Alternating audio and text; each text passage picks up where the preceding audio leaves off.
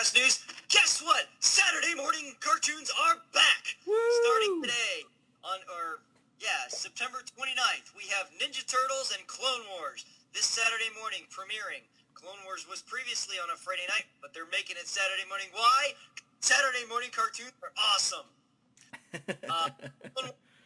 We'll start off with an episode involving Darth Maul, the Mandalorians, and the Black Sun, which those of you who are familiar with the comics or the video game Shadows of the Empire, the Black Sun is basically an underground mob. They're pretty awesome. That's going to be going on today. Ninja Turtles, hey, we're bringing it back old school. Literally, they've got one of the guys, Rob Paulson, who did the voice of Raphael from the great 80s, 90s cartoon that we grew up with. He's back as Donatello. They've also got Jason Biggs playing Leonardo. Sean Astin playing Raphael, and I honestly forget the guy's name who's playing Michelangelo. But they've got a great cast. It looks like amazing, but it looks like it's going to be fun. They're incorporating elements of action. We're actually going to see them fighting now and not just throwing stuff at each other. Well, to that... Soldiers are going to be actual guys. They're not going to be robots. And there's going to have a sense of humor to it. So, what were you going to say, Andrew? Well, I was going to say, to the original show's credit, they were able to fight a little bit just based on the fact that they were slicing up robots. So they could actually use their weapons. We're going to see full-on martial arts moves here, not just hints at it and occasionally, Leonardo hack a robot with a sword. Yep, so we know for a fact this is going to be on the epic return of Krang. Yes. We are having a return of Krang, which just makes me wonder, I can't wait for Bebop and Rocksteady. I have heard, I saw, what was it? Oh, the video from Comic-Con, I think the other day. They said that they are actually, there was some concept art for, what was the general's name from Dimension X? Do you remember him? General Krag? Probably. I know there was a rock person. Yeah. Well, they realized, hey, he's not very, he can't move a lot if you're just a giant rock, so we're going to modify him a little bit. He's still going to be clearly that guy, but just kind of updated. You want to do that. The Turtles themselves, honestly, I don't know if any of you have gotten a chance to see any of the footage, but it looks great. I mean, it's CG, but it looks like a cartoon at the same time. It looks like I said, it looks like we're going to get a lot of mixture of things, but it looks like, more importantly, it's going to be fun. Yeah, I've seen some commercials for it. It looks interesting. Yeah. I might watch an episode or two. Yeah. I at least want to see a full episode to see how it plays out. Yeah. Also, later on this month, starting October 10th, we're going to have the new Green Arrow TV show. Now, it's just titled Arrow, and part of that, I think, is because you've got Green Lantern and Green Hornet and Green this and Green that. So calling a show Green Arrow, people are like, who's this again? So if you just call it Arrow, they'll get the point. Oh, okay, it's the guy with the bow and arrow. It's definitely Green Arrow. It's going to be, I've seen the costume design. It looks great. It looks like they're going more for the comic book design instead of the one they used for Smallville. It's not a spin-off necessarily. Obviously, they're using the character of Green Arrow, but it's not the same actor, and it's not even necessarily the same tone. Honestly, when I saw some of the trailers for it, it looks like Batman Begins on TV. Like that kind of tone and that kind of setting. I know that they're going to have Slade or Deathstroke, as some of the comic book fans might know it, and because they hinted at that with his mask, which looks straight out of Teen Titans. It's comic book. They're not going for super realism like they did in Smallville or Batman Begins necessarily. We're getting a full-on comic book, but still taking it, in earnest. Obviously those are elements that, there are elements that are harder to do in a realistic setting realistically, but I think it's going to be taken seriously as much as it can. It looks like it's going to be pretty good.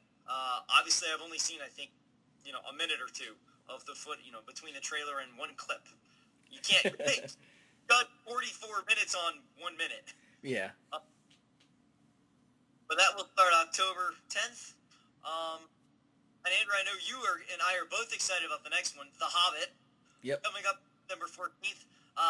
They've released 2 trailers now. The second trailer they released last week, or in mid-September. I forget exactly what date it was. But I believe it was something that it was related to the actual event of The Hobbit or something like. I think it was on Tolkien's birthday or something. I don't know. It was during Tolkien. Well, it was basically basically Bilbo and Frodo's birthday. Okay. That makes sense. I knew it was somebody's birthday. I couldn't remember who. But after seeing that second trailer, I am really excited about this. Honestly, I think I'm going to like this more probably out of the others. Which is, I mean... Not for the overtone and stuff like that. Yeah, I mean, not to say you weren't a fan of the original one, but you were... Oh, yeah, I definitely liked them. But I will say I like Fellowship out of the other three the best, mostly because it has a linear storyline. And it's easier for me to keep up with. Plus, just I like the interaction of those characters, the mixture of the characters. You know, you have the hobbits with the elves, with the dwarves, with the humans, you know, fighting the orcs. It's like, that mixture I like. I like to see that. And, you know, from what I understand, because I've, unfortunately, like probably the rest of you, have never actually read The Hobbit. I have. And add mental energy, because, you know, when you're a teacher and you run a drama program, you have no mental energy when you come home. I would read. If I had the mental energy to read The Hobbit before the movie came out, I would. Well, let me put it like this, though, just to help set the tone for certain things. As far as reading level, I would say Hobbit is definitely middle school level. Okay, so it should be easier to read than the It's Lord very of the Rings. easy to read. It's very fun to read. It's a much lighter tone. Lord of the Rings is definitely high school to college because it can be pretty different. I mean, no, it won't require as much mental energy. Yeah, and the nice thing is, like, and just based on the trailers, which look great. I mean, I was psyched for the movie anyway, because it's The Hobbit is one of my favorite books. Oh yes. It's definitely got that lighter tone feel to it. I mean, it's got some dark moments because they go through quite a bit of stuff, you know, because it is. But visually, it's going to be brighter and a little bit more color contrast. Right. I mean, and it's still a journey tale, so it's still the same kind of thing for Lord of the Rings, but it's a different thing because it's a treasure hunt. It's a revenge. Like, it's also for the dwarves a revenge tale because they're after the dragon. I'm not spoiling anything because this book is over. You know, it's several years old, so I'm not spoiling anything here, people. Except for me, who has never read it. Still, but it's No, but I can get that from at least from the trailer. I can gather a certain premise. Yeah, it's not like I'm really spoiling anything. I mean, it's a hunt for gold. If I see the trailer, I'm gonna have some idea what's going on. Yeah. So they're gonna genuinely excited for this movie, which kind of surprises me because I wasn't as excited for the others. Yeah, so that's why I'm surprised, but I'm looking forward to it. I'm definitely gonna go. I might go with Mike actually. Oh, nice. But I know another movie that I'm looking forward to, and it started to be come about, is there have been some set pictures from Thor: The Dark World. Just a few things. The images were showing Thor, Sif, the girl from the first Thor movie, and some of the Dark Elves. The costumes look great, and it's just a picture of them. You know, I'm not sure if there's actually during a scene or if they're just like hanging out, waiting in between takes. But at least from what I can see, the only thing I'm starting to notice is that Thor's costume changes from movie to movie. And granted, it's not a big thing, but as a costume person, you notice these things, and it's like, why would... And like I said before, for production reasons, why wouldn't you just use the same costume? It's the same actor. It already fit them. Why not save your money and just use the same costume? Well, but I mean, would you wear the same clothes every single day, you know? Superman does. It's different. He's an icon. I know. But even Iron Man gets a new suit every movie. Well, Iron Man's a little different because I can accept Iron Man because he goes through at least 3 different suits in a movie. And that character is always tinkering and upgrading his suit anyway. That I understand. With Batman, yes, they had different suits, but it also played into the story. There was an explanation for it. Thor in Avengers, his suit changes just kind of in the scene, and there's no real explanation for it. It's like, sometimes he has the cape, sometimes he doesn't. Sometimes he has the arms, some days he doesn't. I would be a little more accepting of it if there was an explanation for it in the film. But Batman and Iron Man, yeah, they change costumes, but there's an explanation for it. I think from what I remember from Avengers, there's casual mode where he's not fighting, so he's got sleeveless and no cape. Okay. And then battle mode where it's like, okay, armor up and cape up so I can go... Speaking of which, Avengers has just came out on Blu-ray, DVD. We need to pick that up because I need to watch that again. Well, it's going to be no surprise to my dad because he's already said, I want this. Yes. And we basically told him this year, do not buy anything. Yes. Because last year he bought everything. Yes, even though you told him not to. Right, so this time he's sticking to it, so he knows he's going to get the movie. Yes. Well, you know, and yeah, I know your dad's has this mentality of, yes, but it's cheaper if I buy it, you know, right away because they have it on sale. And I'm like, yes, but if you wait 6 months to a year, it's even cheaper because it's only $10. Right. As opposed to 15. You know? Or guess what? If you wait and somebody else buys it for you, it's free. That's my mentality. Get other people to buy stuff I want for me. That way I don't have to spend the money.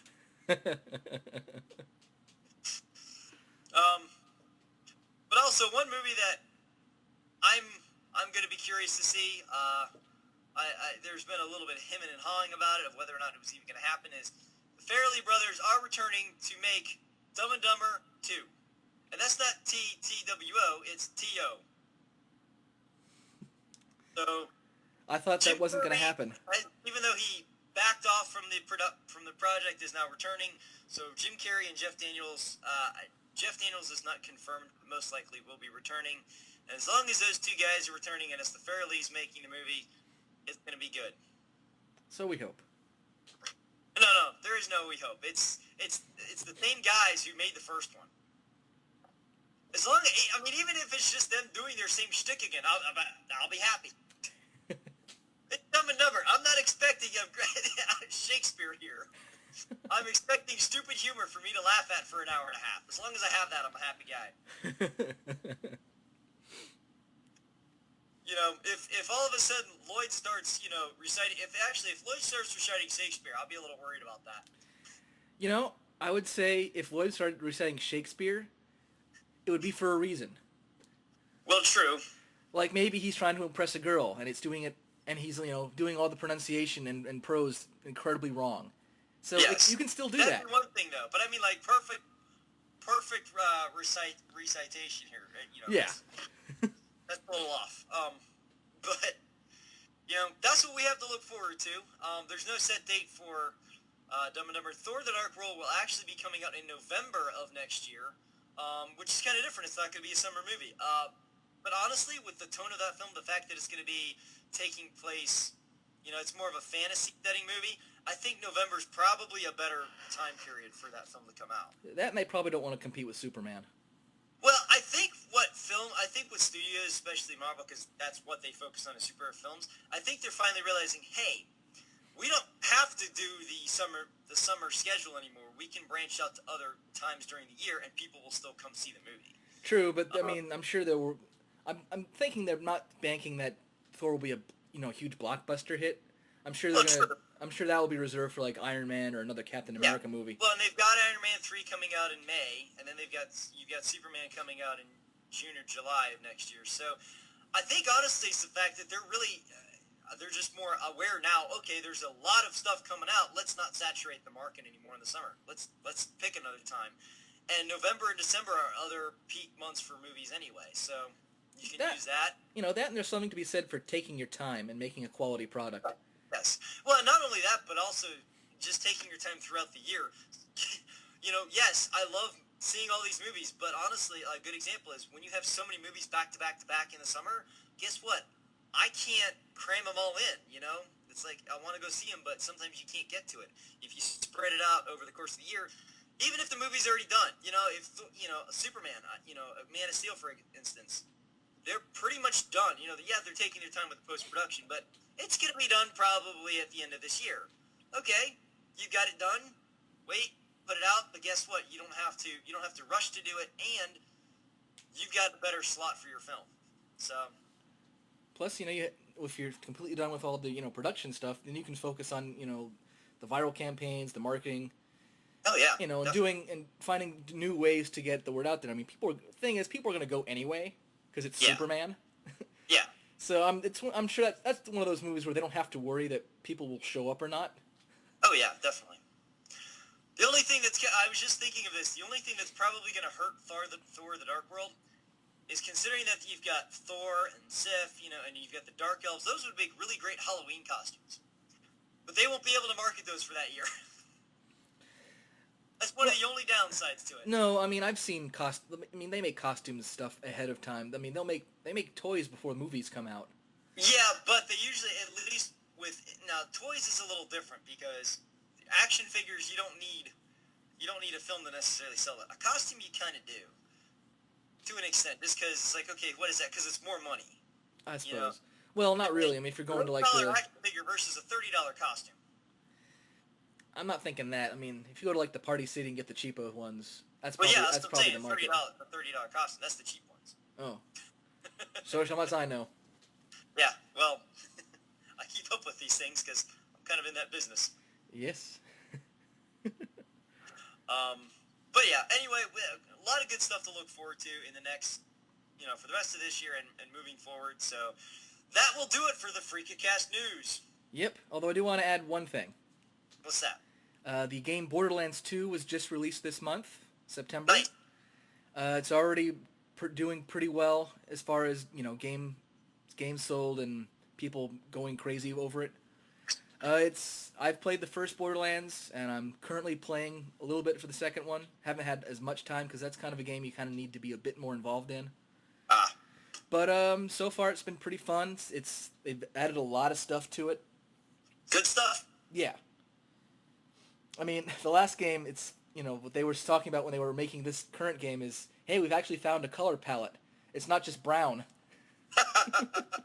Because the last game, it was good. I mean, it was a very it had the mixture of being a desolate world, but also being overpopulated with horrible things that are trying to kill you. But their color, thing was very bland and brownish. Yeah. With a little bit but now it's actually full. I mean, at the moment, I'm at a glacier area.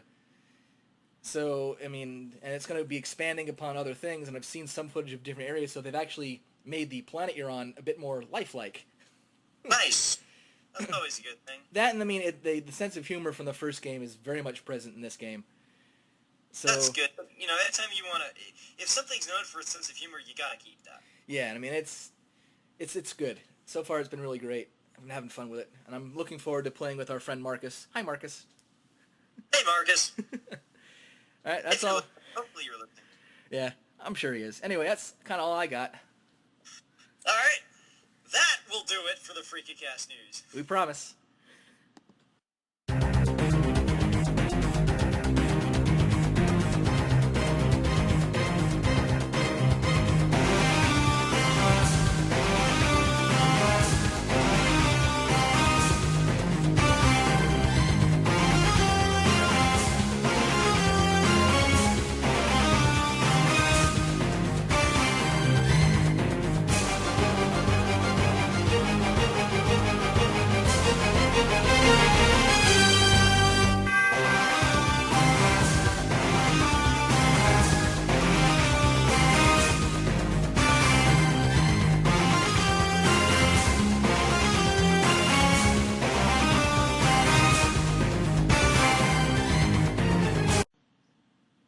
Mutation.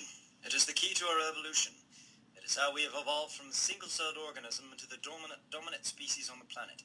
This process is slow, normally taking thousands and thousands of years. But every few millennia, evolution leaps forward. Giving rise to the X-Men! And the X-Women, and the Marines. I don't know. X-People!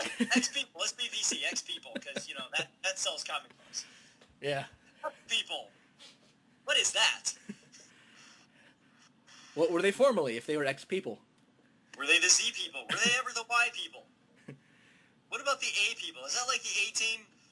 If it was, I would read it. You have the A team and the X team. You don't have the B team. Why don't you have the B team? Because nobody likes second place. What would Mr. T's mutant power be? Pitying. I have the mutant ability to pity you, fool. That and I'm super strong because I can throw you. The ability to pity. Self-pity. Oh, then we get all, self-loathing and becomes depressed. No one wants a depressed Mr. T. No. But it works with the joke, so... Yes, it's true. Anyway, we are the Freakacast. The Freakacast! I am Andrew Felson, and that's my operatic friend. Matthew Puetz. Yes. And As I don't want to forget this time, because we've done it in the past, you can find us at afelson1.wordpress.com. That is afelson1.wordpress.com. Right. Also, our song is done by songstowearpantsto.com. Songstowearpantsto.com. So check that out. We are on iTunes. We are on Stitcher. Matt does Matt does costumes. We're on Facebook. All the usual stuff. Facebook! America! Blank yeah!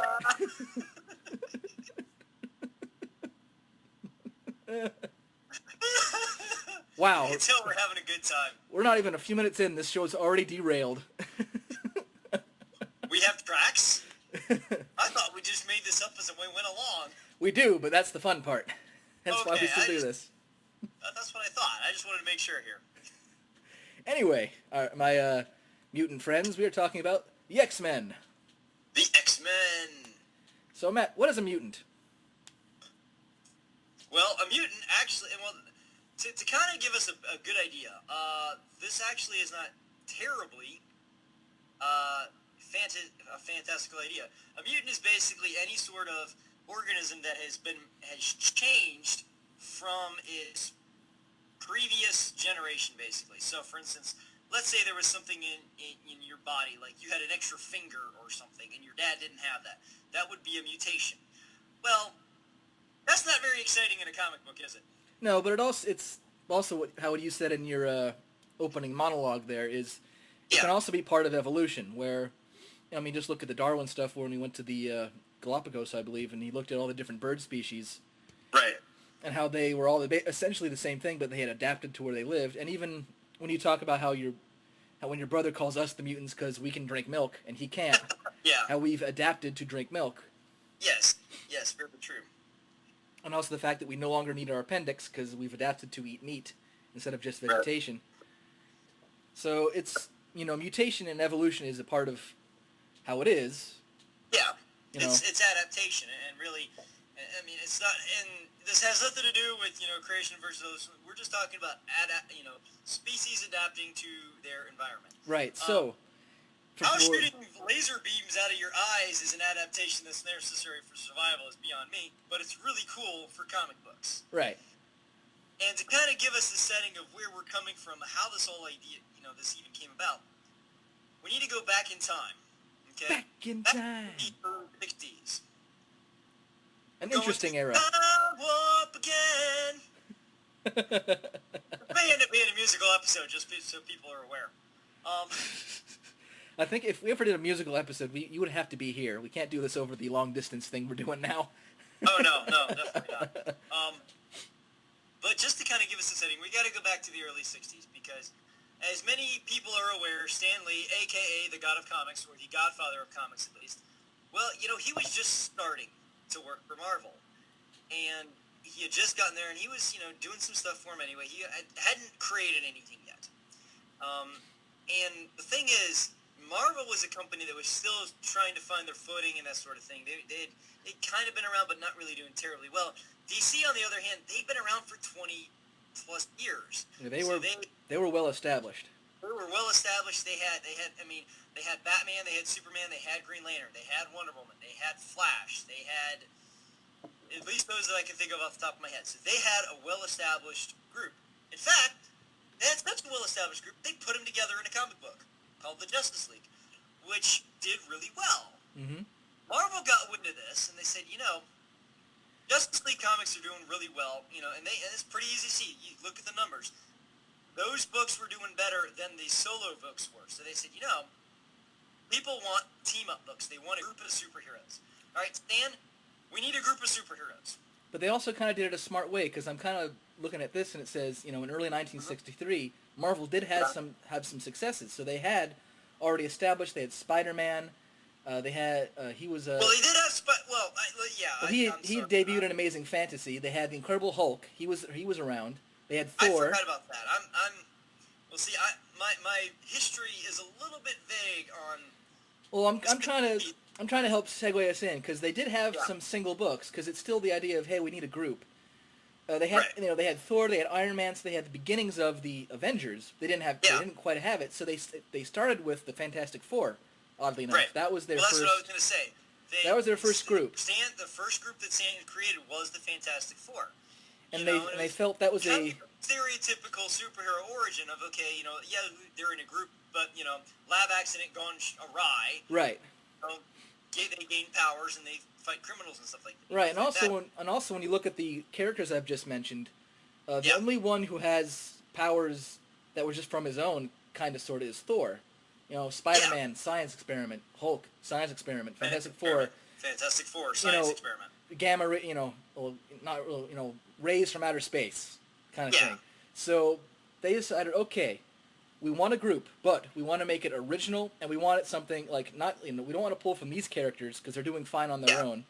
And we want something different, but still a group of superheroes. So let's instead of having something giving you an unnatural reason to give you a power, let's have you're born with it power. Let's go from there. And other than Superman, that may not have been done as much at that point. I mean, and not only that, but and also let's put this into the time period which this was written. We're talking early 60s. You had the civil rights movement started up.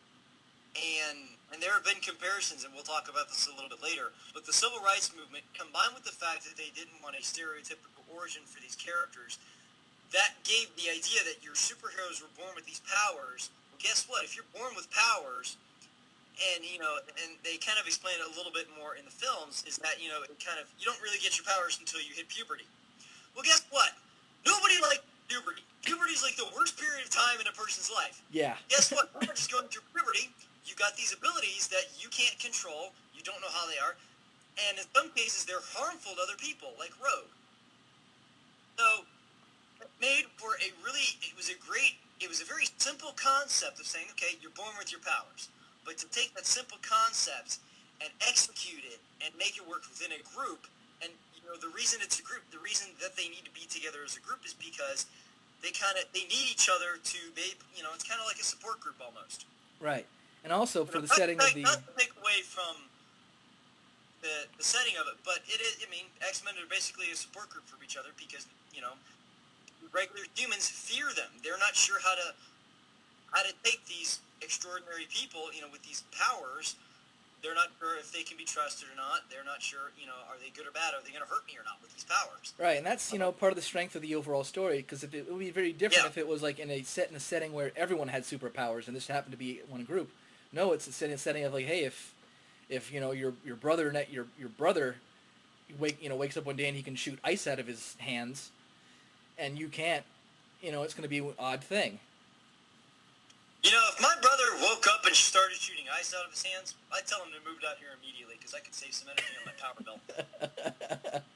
Before then he'll spend the rest of the day zapping you all day, going, Psh, gotcha. Oh yes, he would do that, but he does that anyway. That's nothing different. I know. He would just do it more. Very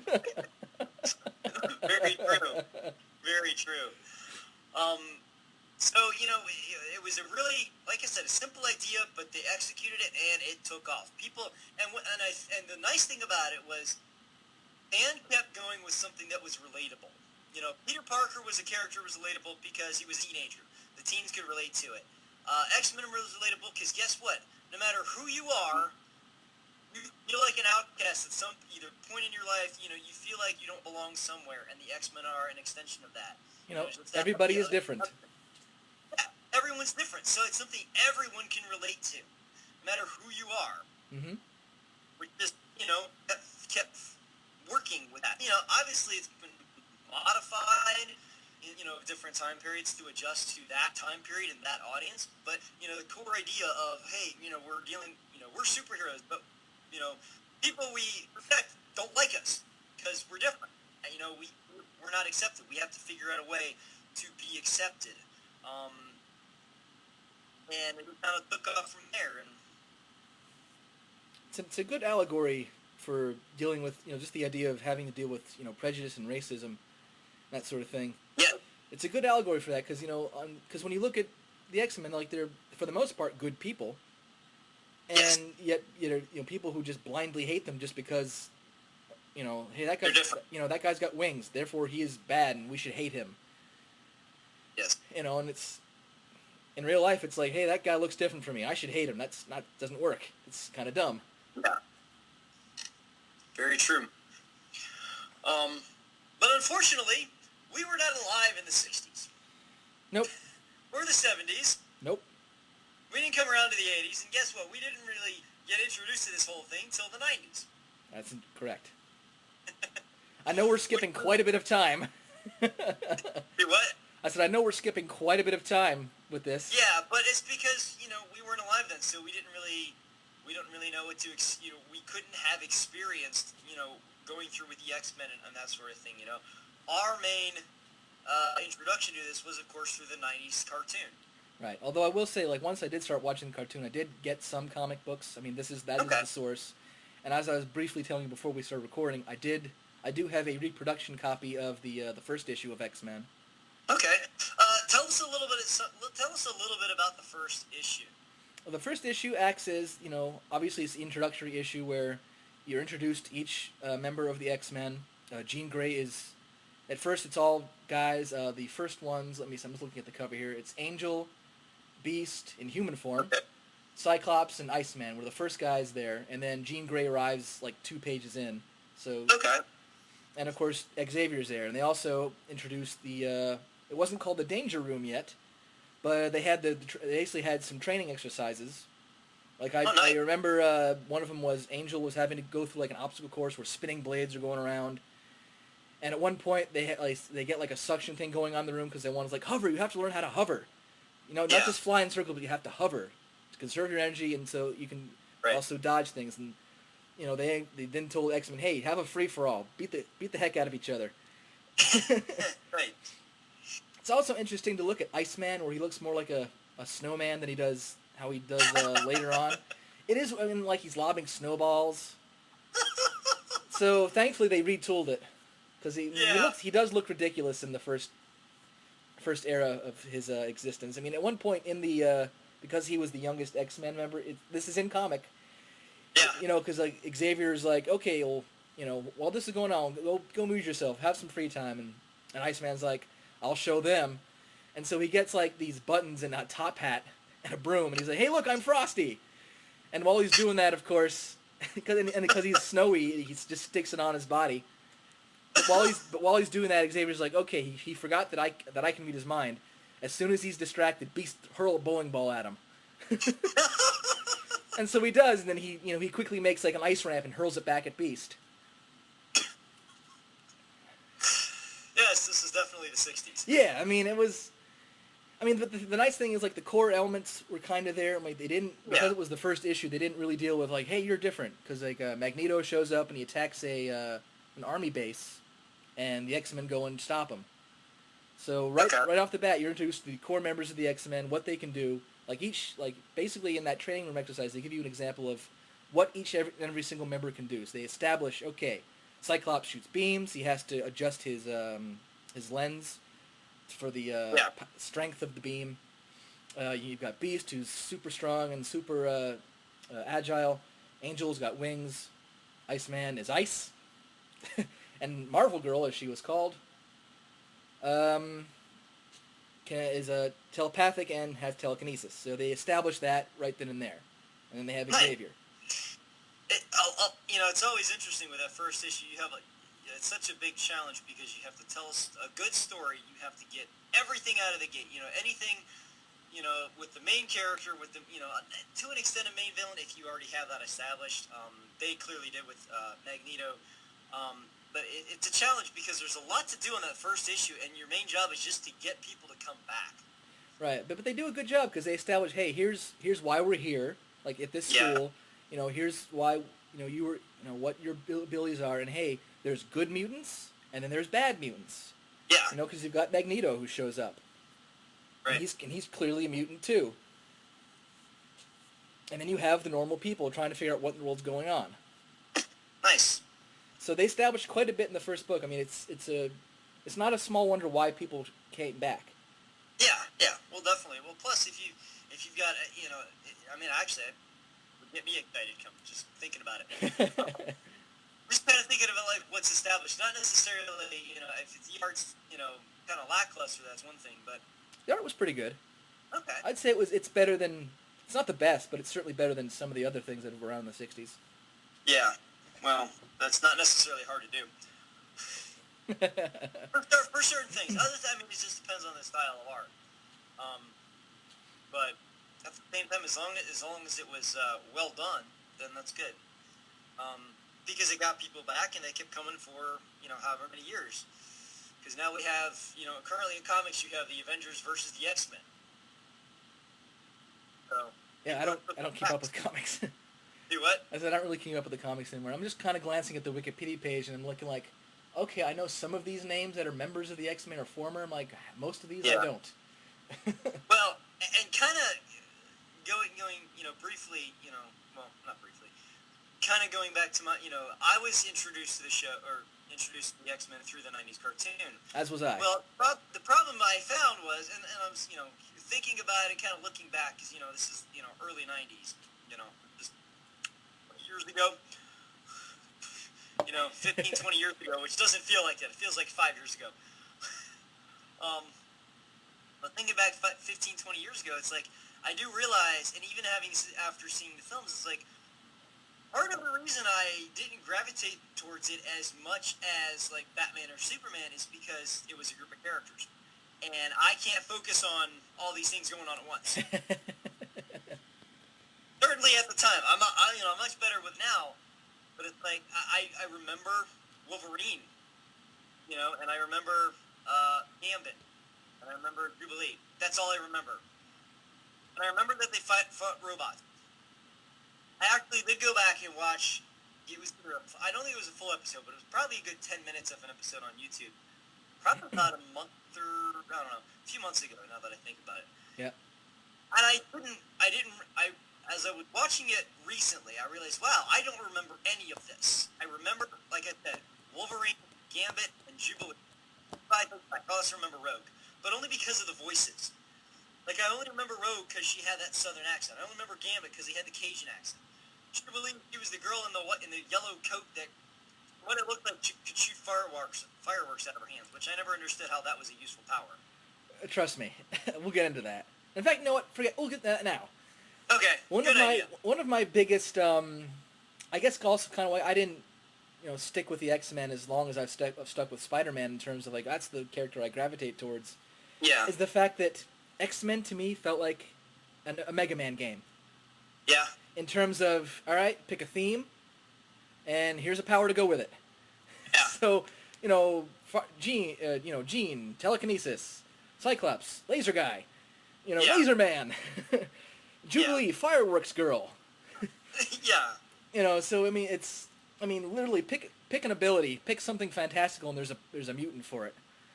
And it's like for me, it's like Colossus, Metal Man. Yeah, literally, there's a Metal Man character in Mega Man. He throws buzzsaws, but it's still. But you can't call him Saw Man because there's already a character called Saw Man. No, I think then they're like Saw Man's too silly even for us. Let's call him Metal Man. Okay. I wouldn't put it past them, but because they have come up with some dumb names. Like Bubble Man. Bubble Man. There's Guts Man. I was like, how is that a power? No, there's an X-Men we need to see. Bubble Man, who can literally turn himself into a giant bubble. They've come close. They had Dazzler, who had balls of light. I kid you not. And she was one of those who were like, how is this a power? Other than a disco. No. Back the train up here. First of all, this was a guy character, right? No, it's a female. Okay, all right. I'm a little. That makes more sense because I thought this was a male character called Dazzler. I will accept a female character called Dazzler. Although it was a lot funnier when it was a male character called Dazzler who had balls of light.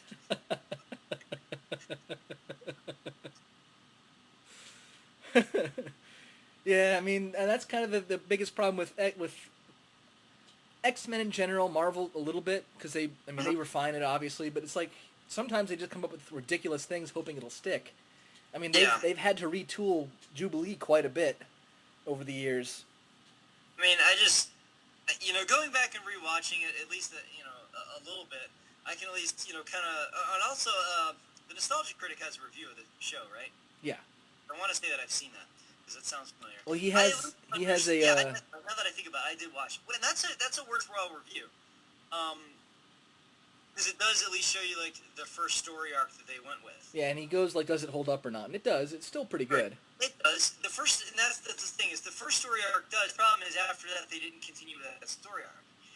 Now, I'm not saying that a show has to stick with a particular story arc continuously. Batman Animated, perfect example. They did not have a complete story arc, but they did, the way that they did it worked. Also with Batman, you have a smaller cast. You can use a different... He also has his rogues gallery. You can use a different villain. X-Men, because you have... And Superman's the same way. And what's another good one? Clone Wars is a good one, too, where they can... Or even Ninja Turtles. You can have these random episodes, and yes, you could have a 3-4 story arc. Spider-Man, they did the same thing. You could have a 4-part story arc. Okay, we've told that story. Let's do something different now. With X-Men, because you have so many characters, and you really only have one villain with Magneto, at least your main villain. Well, I mean, they brought in others. Well, I know that you had the Sentinels. Honestly, I don't even remember Magneto from the show. Oh, I know, I mean, they did have some continuing story arcs. Like sometimes it would just be an occurrence. Like, I know Mr. Sinister was a big villain. He was a consistent villain. I've only heard the name. I have no idea. And honestly, Mr. Sinister sounds like a goofy name to me. Apocalypse was also a consistent villain. Apocalypse? Yeah. Okay. Sorry, I missed that being a planet. Well, it's a character in this one. He's... Yeah. I mean, he's already a Marvel guy, but he's kind of like... He's a little bit like Thanos in the terms of he's really, really powerful and hard to stop. Yeah. And I think in comic lore, he's considered the first mutant because he's ancient. And he might be immortal. He's really evil, and he's got adaptive superpowers. So he's always I don't remember exactly the details. I just know he's one of their harder villains to face. Okay. Because sometimes like Magneto in his history has sometimes been a good guy, or an anti-hero kind of thing. I will say I like Magneto kind of as the anti-hero, or at least where he could go kind of both ways. Yeah, I mean, and those three, Magneto, Mr. Sinister, and Apocalypse were kind of the top tier villains, like the major villains.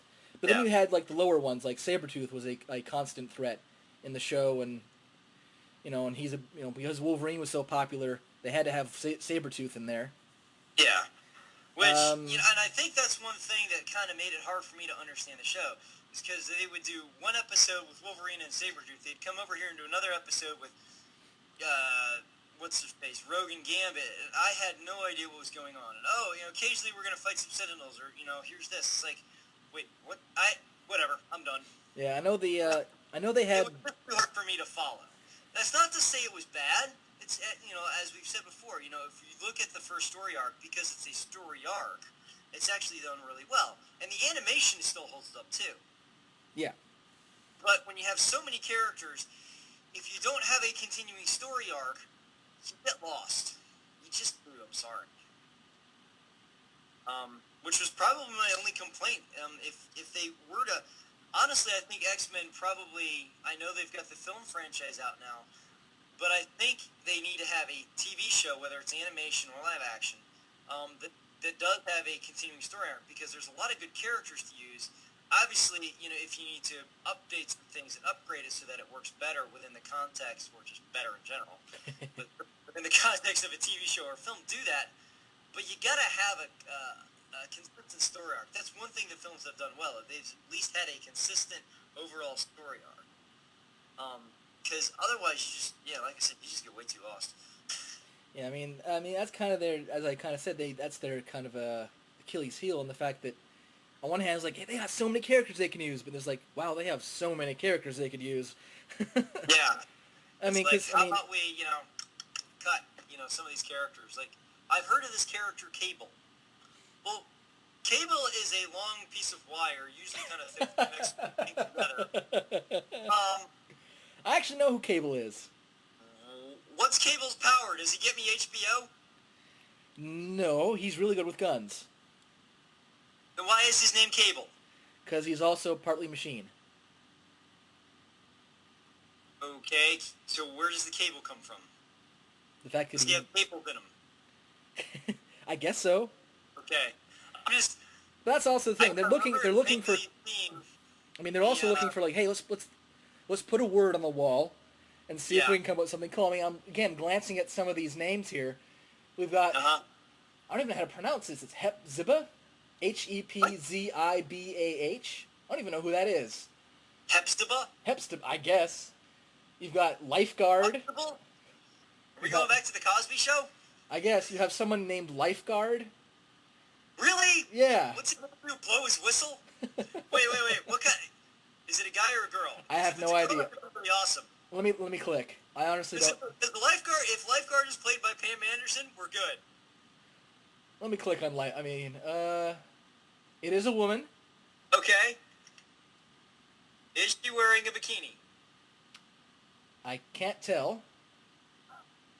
Oh, because they only have the headshot. It looks like she's... I mean, it's... If she's a woman in comics, she's wearing something revealing.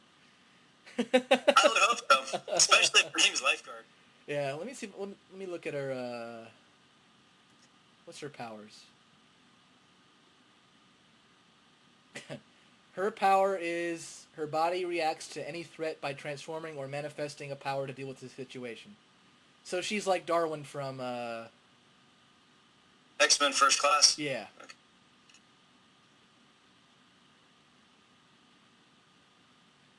Yeah, Okay. I'm not going over character history. But again, that's like... So you have that. I know there's someone named, who I was laughing at? Oh, Pixie I was laughing at. Pixie. I mean, some I know, like Shadowcat's pretty cool. I remember her. Psylocke is also pretty cool. Wait, so if she sits around for a while, do we get pixie dust? No, that's what she deals you.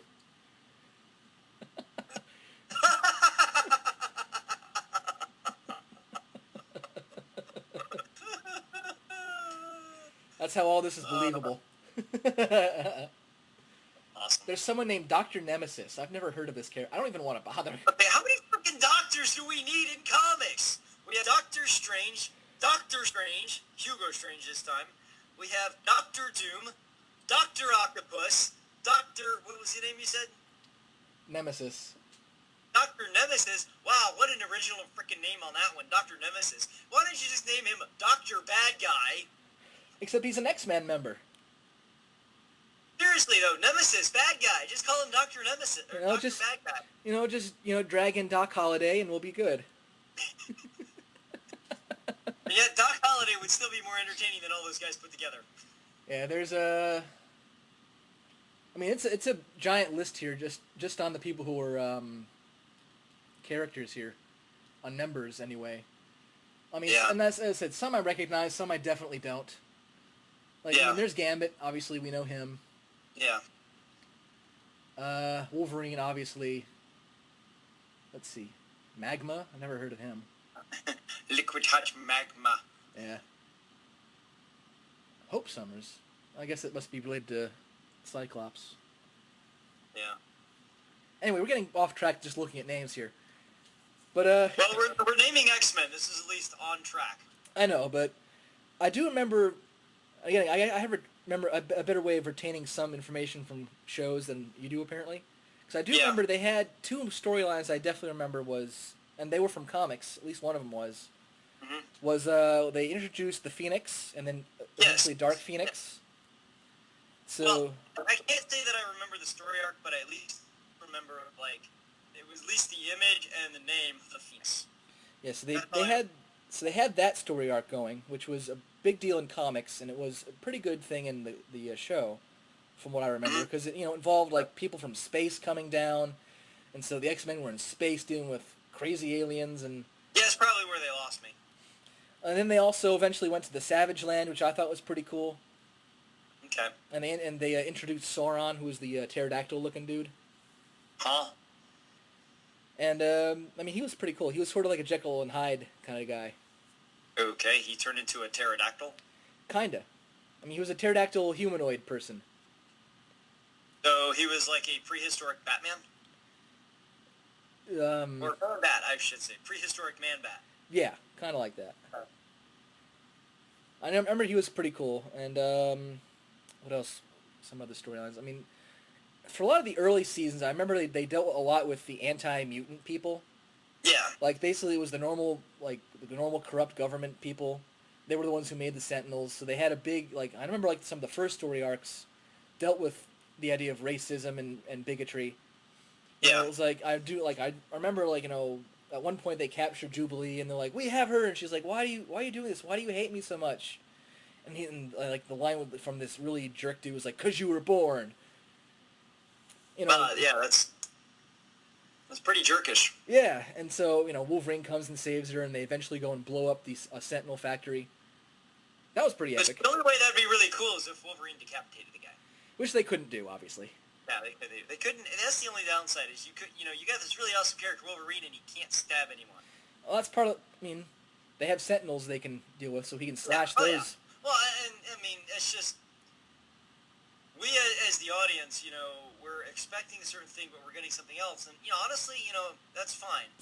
One thing you and I have both learned, you know, in the entertainment, I don't want to say industry, but at least on that side of things, from a creative standpoint. Yeah. Well, if you're given more parameters, that just means you got to be more creative. Right. You know, to be able to still execute it, you know, with the given parameters. And honestly, you end up with something better because you just say, okay, we're just going to go wild. Well, guess what? You end up with a lesser quality product simply because you don't have parameters. Right. But yeah, I mean, actually, that's the one thing I'm really upset is the fact that we still haven't gotten Sentinels in the films. We kind of did in the second one. Yeah, we kind of did in X-Men 3. X-Men 2, right? No. X-Men 3? No, it was 3 that they were in the danger room. Yeah, it wasn't 3. It was the beginning of 3 where they were in the danger room. Yeah, which was cool, but also a bit of a tease. They're like, oh! Yeah. We're like, yes, oh, why do you do this to us? But on the plus side, you did chop its head off. Yeah. What? I said, on the plus side, though, you did chop its head off, so we were happy. That's true. Right after he grabbed his last cigar. Yeah.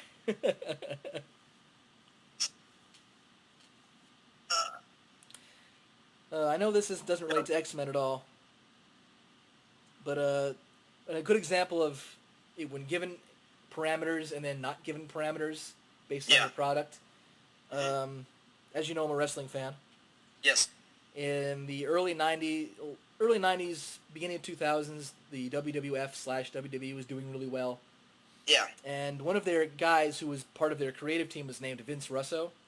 Okay. And he was known to have very outlandish ideas, and he was basically the guy who helped get the Attitude Era, as they're called in wrestling, going, where they were very more edgy. They were more, you know, if it offends someone, try it out and see kind of thing. But not so much that it offends everybody, but let's go edgy. And it worked. I mean, it did work. Like, it got people's attention, but he had so many, like, basically the reason why it worked in the WWF/E was they had people, like, who would filter his ideas, like, okay, let's not go that far. Like, it's a good idea, but let's tone it down. Let's work it like this. He eventually left the WWF/E, because I don't remember when they changed the name at that point, and went to WCW, where he had free reign.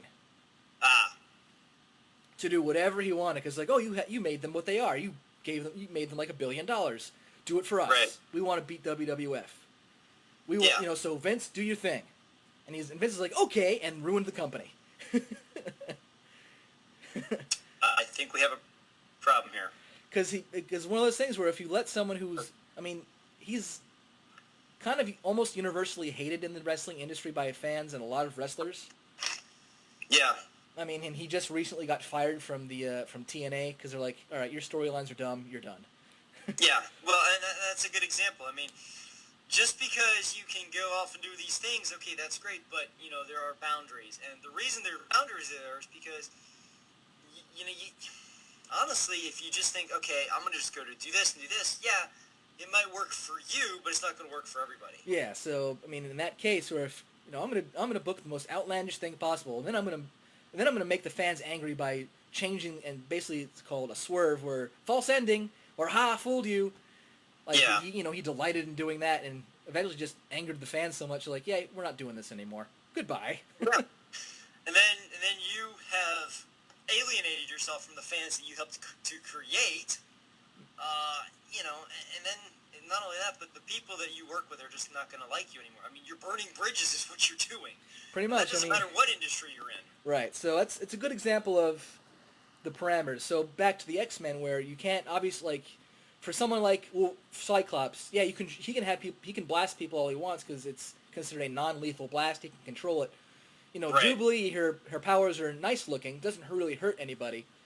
Storm, her thing is she'll use the wind to blow them over, or move stuff around. Beast, he can punch people. Yeah. Punching people is allowed in the 90s. Wolverine, you can't have him stabbing people. Yeah. There was no stabbage the cabbage. Right. So, so they needed... So have to give them robots to slice up. Right, and, also in terms of, hey, if he can retract his claws, so if he wants to punch somebody, he can. Just he can't stab them. So he's got to have that sensibility. And if he's fighting with somebody, he can wound them to the point where they look like they're hurt, but we're not going to kill anybody. Because obviously, we can't have him kill Sabretooth because then wouldn't have him to fight Sabretooth anymore. We can't kill him off. Exactly.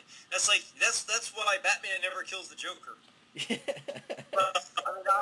No, that's not true. But from a comic book standpoint, it is. Things that, if you have a parameter, now you got to be more creative. So you say, okay, we can't have him kill Sabretooth because we can't have him kill people. Okay, so let's work that into story. Why would Wolverine not kill Sabretooth? What story can we tell so that happens? Instead of just, okay, well, he's not going to kill him, he's just going to let him go. That's not in the spirit of the character. Work within the confines of the character you have and say, okay, well, we have to have this. Hey, guess what? It's called having a point to go to. Yeah. It's knowing your destination before you get there, and that's part of the reason you need parameters. If you don't know where you're going, you don't know how to get there. Right. That's also part of the point of this show is they did try to tell stories. Yeah. Sometimes they had them linked up and have big story arcs. Sometimes they were just hey, this is happening here. Let's go solve it. Right. There's some evil mutant. Because sometimes, as much as it would be cool just to have episode after episode of Mutant A versus Mutant B, these groups just come together and beat the heck out of each other. Yeah. As cool as that great that would be. People coming back repeatedly. Right. Sometimes you have to have a story to support. So some episodes, not so much fighting, but a lot of exposition to get to the fighting. But usually exposition is pretty good. And sometimes, what always threw me off is I remember... I honestly can't remember how many episodes I saw. I know it feels like I only saw, a few. I may have been about 10, 20 episodes, but I honestly don't remember. But I do remember at least one image, or at least an impression, I would say, of one episode where I never saw Wolverine in his costume the entire episode, and it really bothered me. Because I'm like, why isn't he in his costume? He's not doing anything. He's just walking around talking to people. This is stupid. Of course, not realizing, hey, they're actually giving you some character and some drama and some story here. Yeah. In your child like mine, you're like, where's the fight? Why isn't Wolverine tearing someone's head off right now? He's a superhero. Why isn't he in his costume? When you watch Batman or you watch Superman, it makes sense. And I think that's another thing, too, that always kind of... Well, that's one thing that's real different about X-Men. X-Men don't have alter egos. They are who they are. They live at a school. And so, especially in that show, they were, for the most part, always portrayed in their costumes just because, well, it's a cartoon designed primarily for kids, though it is still something adults could watch and appreciate. But it goes kind of back to that visual representation. You've got these characters in their specific costumes for clear identification purposes. Right. So when a character like that is not in their costume, I don't want to say you're lost, but especially if it's out of the norm, you're kind of thrown off. You're like, okay, why is he not in his costume? This doesn't make sense. I'm a little wary of this right now. Well, they did balance that. Yes, for identification's sake, they were in their costume the majority of the time, but they do have episodes where they just go out and just mingle with people. And the ones who can are just in civilian clothes. And I know we mentioned at one point, some of them, their powers manifest when they're in puberty. For some of them, for Nightcrawler, they're manifested the moment they're born. Nightcrawler was born looking like Nightcrawler. Yeah. And I think even Mystique, who's a pretty cool villain, was born looking that way. Yeah, definitely. So sometimes it can, the mutation is apparent at birth. So it's a lifetime of dealing with it before they even get there. Right. So for some, like, who have the luxury of just putting on some normal clothes and walking around, like, if it's not an apparent mutant ability or power, they can do so. They can kind of hide it, yeah. Yeah. Well, I'm saying, like, Jean Grey, well, her name is Jean Grey. She doesn't, have two different alter egos. Professor X, he's Professor X. Yeah, I mean, she started off as a Marvel girl, but they quickly were like, that's kind of dumb. Yeah. They just dropped that. I don't know. I mean, I don't know. The whole Marvel girl, Marvel boy, Captain Marvel thing, that's a discussion for another day. But it definitely complicates things. Yeah. So I'm reading Marvel Girl and Marvel Comics. Yeah. And Captain Marvel showed up. And I marveled at the marvelness. How marvelous it is. That's probably the best way to explain it. Without really getting into too much detail, actually. Yeah. You marveled at the marvelness of Captain Marvel showing up in a Marvel comic. Yep. It makes perfect sense. How marvelous. Speaking of marvelous, we haven't mentioned the awesome theme song for the show. No, we haven't, because we've been so engrossed in talking about the awesomeness of the show. The music is awesome.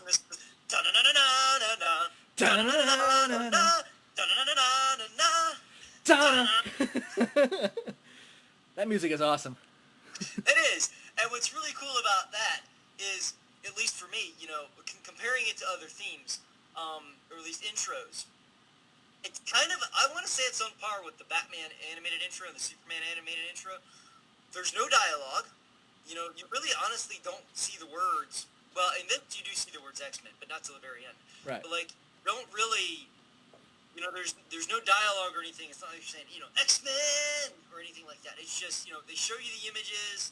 You see Beast and you see Storm and you see Cyclops and you see Wolverine with the claws and you get this awesome 90s rock music. Yeah. And it's all instrumental and it gets you pumped up for the show, as a good intro should. Speaking of I know it's so pumped up for the show that you're disappointed when it doesn't make it into the movies.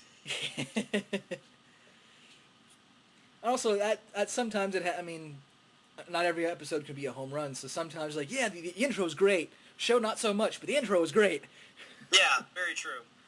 As probably is often with the case of most 90s shows, actually. I'm trying to think. There was something else I wanted. Oh,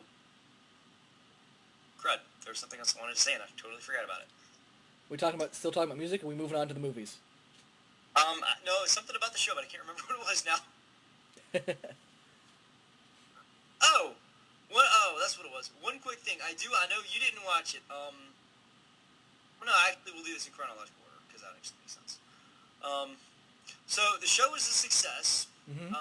Do we know how many seasons it has?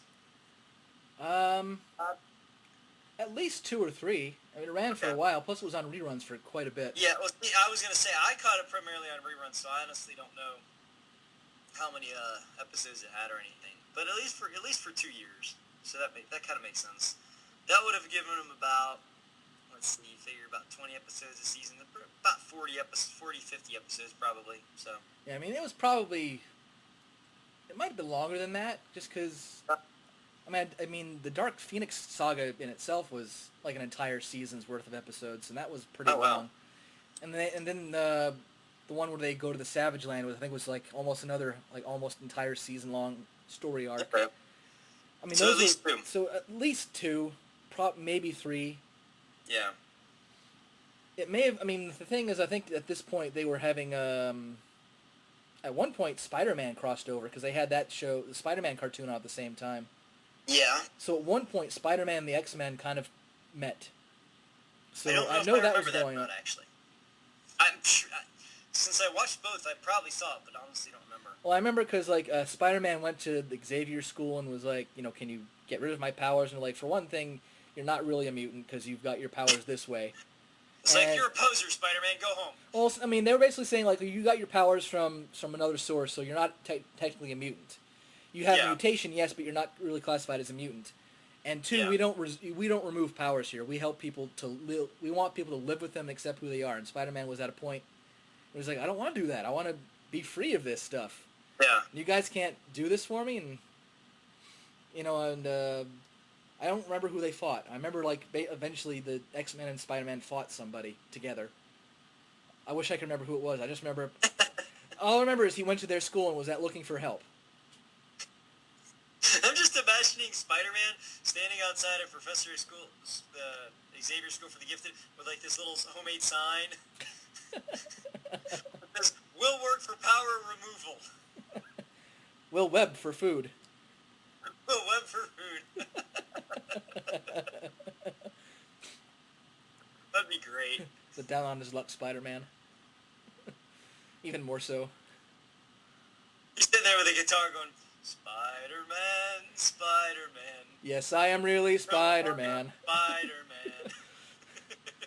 Don't have a nickel to my name. Wish I didn't lose my fame. Oh yeah, I'm really Spider-Man.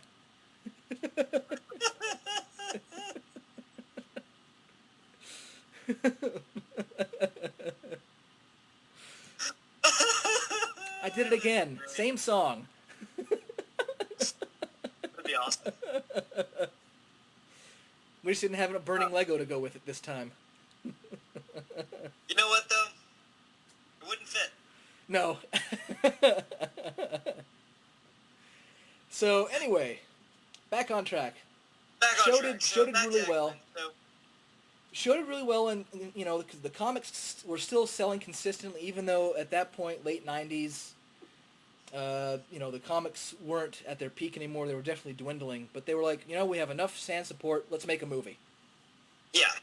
Well, and also, let's also put this in the context of the time period we're in. We're talking in the 90s, not, we are so accustomed to nowadays, 2-3 superhero movies coming out of summer. Right. Okay? Let's go back in time to the 90s where you would get one if you were lucky. Right. And you'd get one every couple years. Not every year. You'd get one every couple years. I mean, let's think back, in the 80s, 78 we got Superman 1. 80 we got Superman 2. I think 83 or 84 was Superman 3, and then 87 was Superman 4. What you didn't, and then 89 you had Batman. 92 was Batman Returns. 95 was Batman Forever, and this was the only superhero movie that was coming out. Right. 97 Batman and Robin comes out, and then 99 Blade comes out. Blade was 99, right? Let's say 99. What? Let's say 99. Okay. I don't want to look it up. 98 or 99. The point I'm trying to make is you'd only get one a year, topped, every couple of years. Now, and of varying quality. Do what? Of varying quality. Of varying quality. So it was a gamble for one thing, to even make a movie. But also, even though it was varying quality, even though it was only a couple of years, DC was successful with the Superman and the Batman movies. Okay. Regardless of the quality, they still made money. Right. And so they were really successful. Marvel comes in with Blade, and that is actually a successful film. Oddly enough, that's the gamble in itself. Pick your rated R comic to make first. But it worked because it was vampires. They knew that vampire movies would sell. And you've got, it's got the comic element. People are, you're going to have fans show up. I mean, we rented it. Yeah. I was too young to go see it in the theater, but, we rented it. And it was done well, so... Well, they picked a good time to do it. There's a market here. And I think, oddly enough, looking back, I think picking Blade was probably a good test, because if you can pick this obscure character that the audience doesn't know about... Well, they also had good timing, because, like, at that point, the vampire genre was definitely on its way back. Especially with Buffy the Vampire Slayer. Yeah, so that horror-esque element and, like, the idea of a vampire hunter was getting big again. Yeah. And so they're like, okay, well, let's capitalize on this, because we know it's a pop culture thing that's definitely coming back, so let's capitalize. And it worked. I mean, it definitely worked, and it's still going on today. Not so much Blade, but you have, like, Twilight and the other things that are still going. I know it's Twilight's not exactly the best thing to go towards, but it's still there. I wouldn't call Twilight a vampire. Yeah. I'd rather watch the. In either case, they were saying, okay, if there's enough for this, which is kind of obscure and more of a horror element, we should definitely be able to make something with a more popular franchise like X-Men or Spider-Man. So the the properties that they and have. Those are the two they chose. Well, and to be fair, that's a gamble in itself because Marvel's characters, at least for the most part, probably other than Captain America, they all require a very high level of special effects. Yes. That's probably why they waited so long to make some of these, because it's not like, because they did make a Fantastic Four movie, I think, before this, and they did actually in the early '90s, and a Captain America movie before all this, and they were all notoriously pretty bad. They actually made two, and they were all pretty bad. Yeah, oddly enough, I did see probably about 15 or 20 minutes of the Fantastic Four movie. Not as bad as Captain America. Still not good. Still not good, but better. It actually, well, the thing is, as I was watching, I'm like, man, this is a classic '90s made-for-TV movie. That's fine. Honestly, that's the time it was made, so I really don't expect it to be any different than that. But I can, as I'm watching, I'm like, they hit a lot of the same points, and honestly, this is, from what I've briefly seen, I don't want to say it from the comics, but like some of those like Ultimate Guidebooks. Yeah. I read one of those Fantastic Four. I was reading through, and I'm like, this is actually probably more consistent than the recent films. At least from what I was being presented with, at least it seemed that way. At least in terms of the characterizations. Obviously, dialogue, score, visual effects, those sorts of production value and quality. Those were lacking because it was pretty much a made-for-TV movie, and you just don't have the budget, as opposed to a theatrical film. So that's a gamble for Marvel, and you know what? They said, okay, we need to get these out, or not so much that we need to get these out, but there's a market for them. There's an audience that wants these films. What can we do? And who can we get to make this? Well, there was this little film called The Usual Suspects. Have you seen the film? I have not. It's a really good film. The thing of The Usual Suspects, actually, you've seen Scary Movie, right? Yes. The ending of that movie is taken from The Usual Suspects. And I didn't know that, actually, until my friend Sarah pointed it out. Because I hadn't seen the movie either. I finally sat down and watched the film, and I was like, wow, this is really good. Well, The Usual Suspects is about a group of individuals who are part of a crime, and one of the guys gets captured, and he starts to, kind of recount the tale and everything. So, Bryan Singer was, an up-and-coming filmmaker who was very well-versed, well aware of the X-Men, and he gave a pitch and everything. And here was a guy who had at least proven himself, because The Usual Suspects was a critically acclaimed film, did fairly well at the box office. Obviously not great, but, very rarely do most movies make, blockbusting numbers. Yeah. Make a profit. That's all they're aiming to do is make a profit. But it was basically a movie about a group of people. And if you're going to make an X-Men movie, you need a director who can make a movie about a group of people. Right. So you have an accomplished, I don't want to say accomplished, but a proven filmmaker who's able to do this. He's giving you a pitch. And, Marvel has already taken a gamble to play, like we said. They've taken gambles before, so they said, okay. And in 2000, we got the first X-Men movie. And my friend Hunter and I, we went to see this in the theaters. I don't think we went opening day, but you know what? We didn't go to many movies opening day. That was just not something you did. You would go to see it whenever you got the chance. And I remember, the thing is, I was so familiar with the 90s TV show. Yeah. That's what I was expecting to see on the screen. It's not what I saw on the screen. Yeah. Because they weren't yellow spandex. And it didn't have a color palette that was really eye-catching.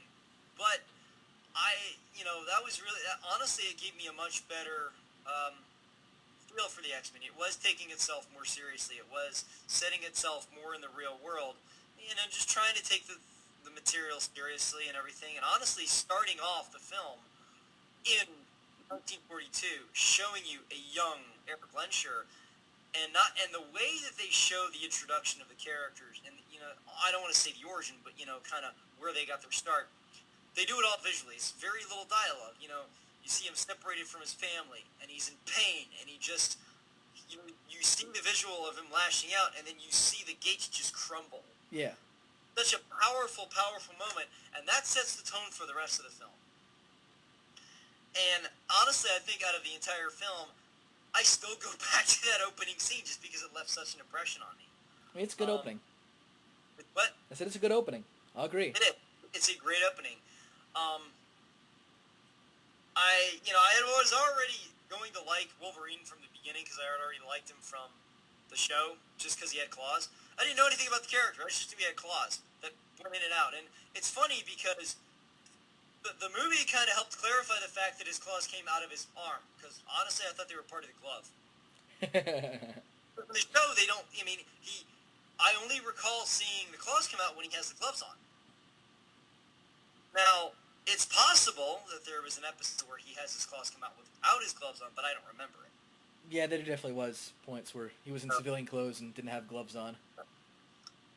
So it was nice to get that clarification in the film.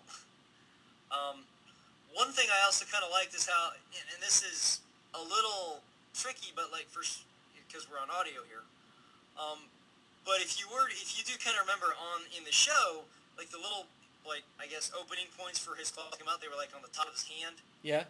And I always wondered, how does that work? It's where are they coming out of? And then, which is part of the reason I thought it was part of the glove. In the film, they did a really nice job of showing you it's actually in between the knuckles. Yeah. Which made a lot of sense. So seeing that kind of saying, okay, yeah, it's been drawn this way for, since the 60s, but guess what? We're not drawing it. We got to do a live action. It needs to make sense. So I like the fact that they took the same concepts, but they made it work within the kind of real world setting they were dealing with. Casting of Patrick Stewart for Professor X. Really, is there anyone you would have gone with other than him? That was perfect. Not really. That was about the only one I knew of going into the film. It's okay, I know who Professor X is. I really don't know the others. I know who Halle Berry is. He's the guy with the claws. Cyclops is the guy with the beam thing. That's it. Well, I knew. The others I don't know. Well, I knew Halle Berry. I didn't know who Halle Berry was. At least at the time. I didn't find out who Halle Berry was till the X-Men movies. And then I didn't find out who she really was until I saw Swordfish. Awesome movie to watch with her in it, for various reasons. Yes, it is. Yes, it is. And the fact that you have Hugh Jackman returning in that film. Yeah. Is pretty cool. So, Andrew, what did you like most about the first X-Men movie?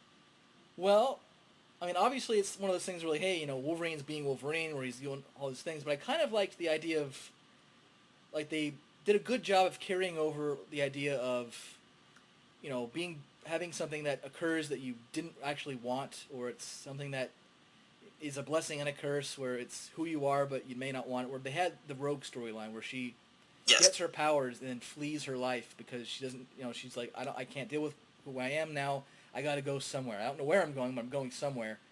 Yeah. And people, are gonna hate me for who I am just because of this. So her story arc, I felt was really good.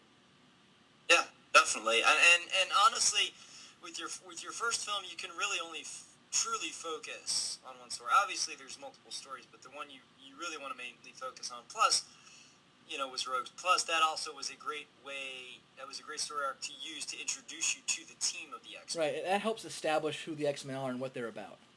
Yeah. And without having it, just throwing them in there, saying, and giving you no context whatsoever, it actually did flow really well. You go from Rogue to freaking out because she kissed the guy and, stuck the life out of him. Yeah.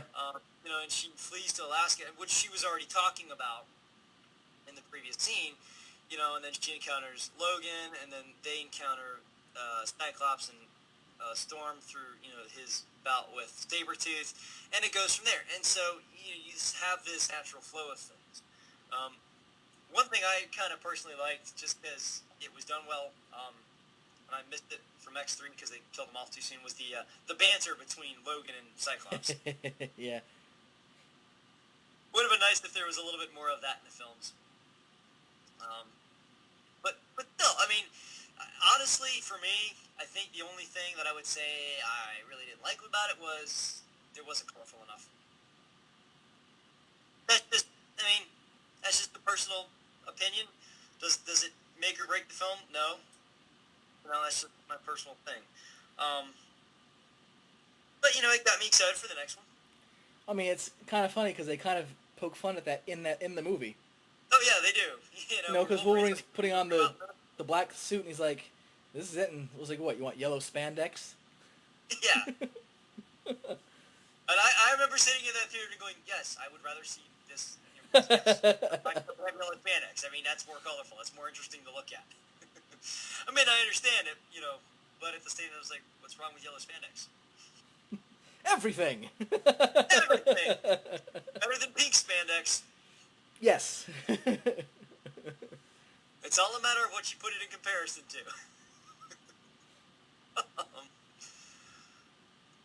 I lost my train of thought now.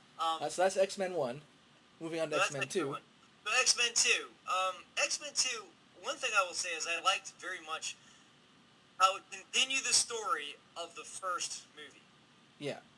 I mean, it really was a pickup where you left off. And I think, at least I got the impression, that this was really the first superhero movie to do that. At least in a while, certainly, that we had seen. It picked up right where it left off. It took the same themes, the same characters. The opening of X2 with Nightcrawler. Oh my god, that was amazing. Nightcrawler is probably one of my favorite X-Men next to Wolverine, just because, and it's not the teleportation aspect, it's the fact that it's the character, He is religious, but at the same time, he's almost way too hard on himself because of his past and that sort of thing. He's got that uncertainty factor, and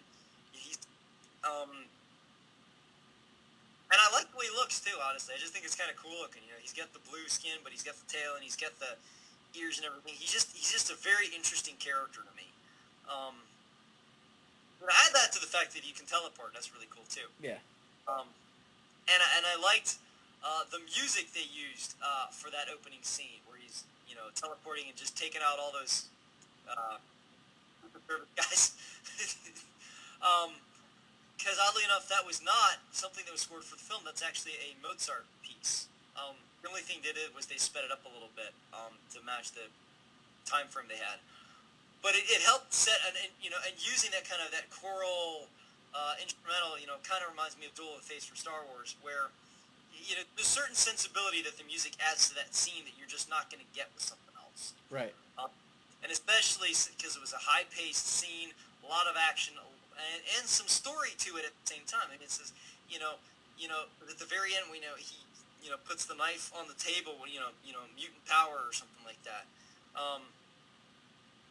That helps, establish the tone of this film. Okay, this film is definitely, what I like about each film, and I'm going to get to this later, more in depth, is, the first film really focused on just your core X-Men, Wolverine, Jean, Cyclops, and Storm.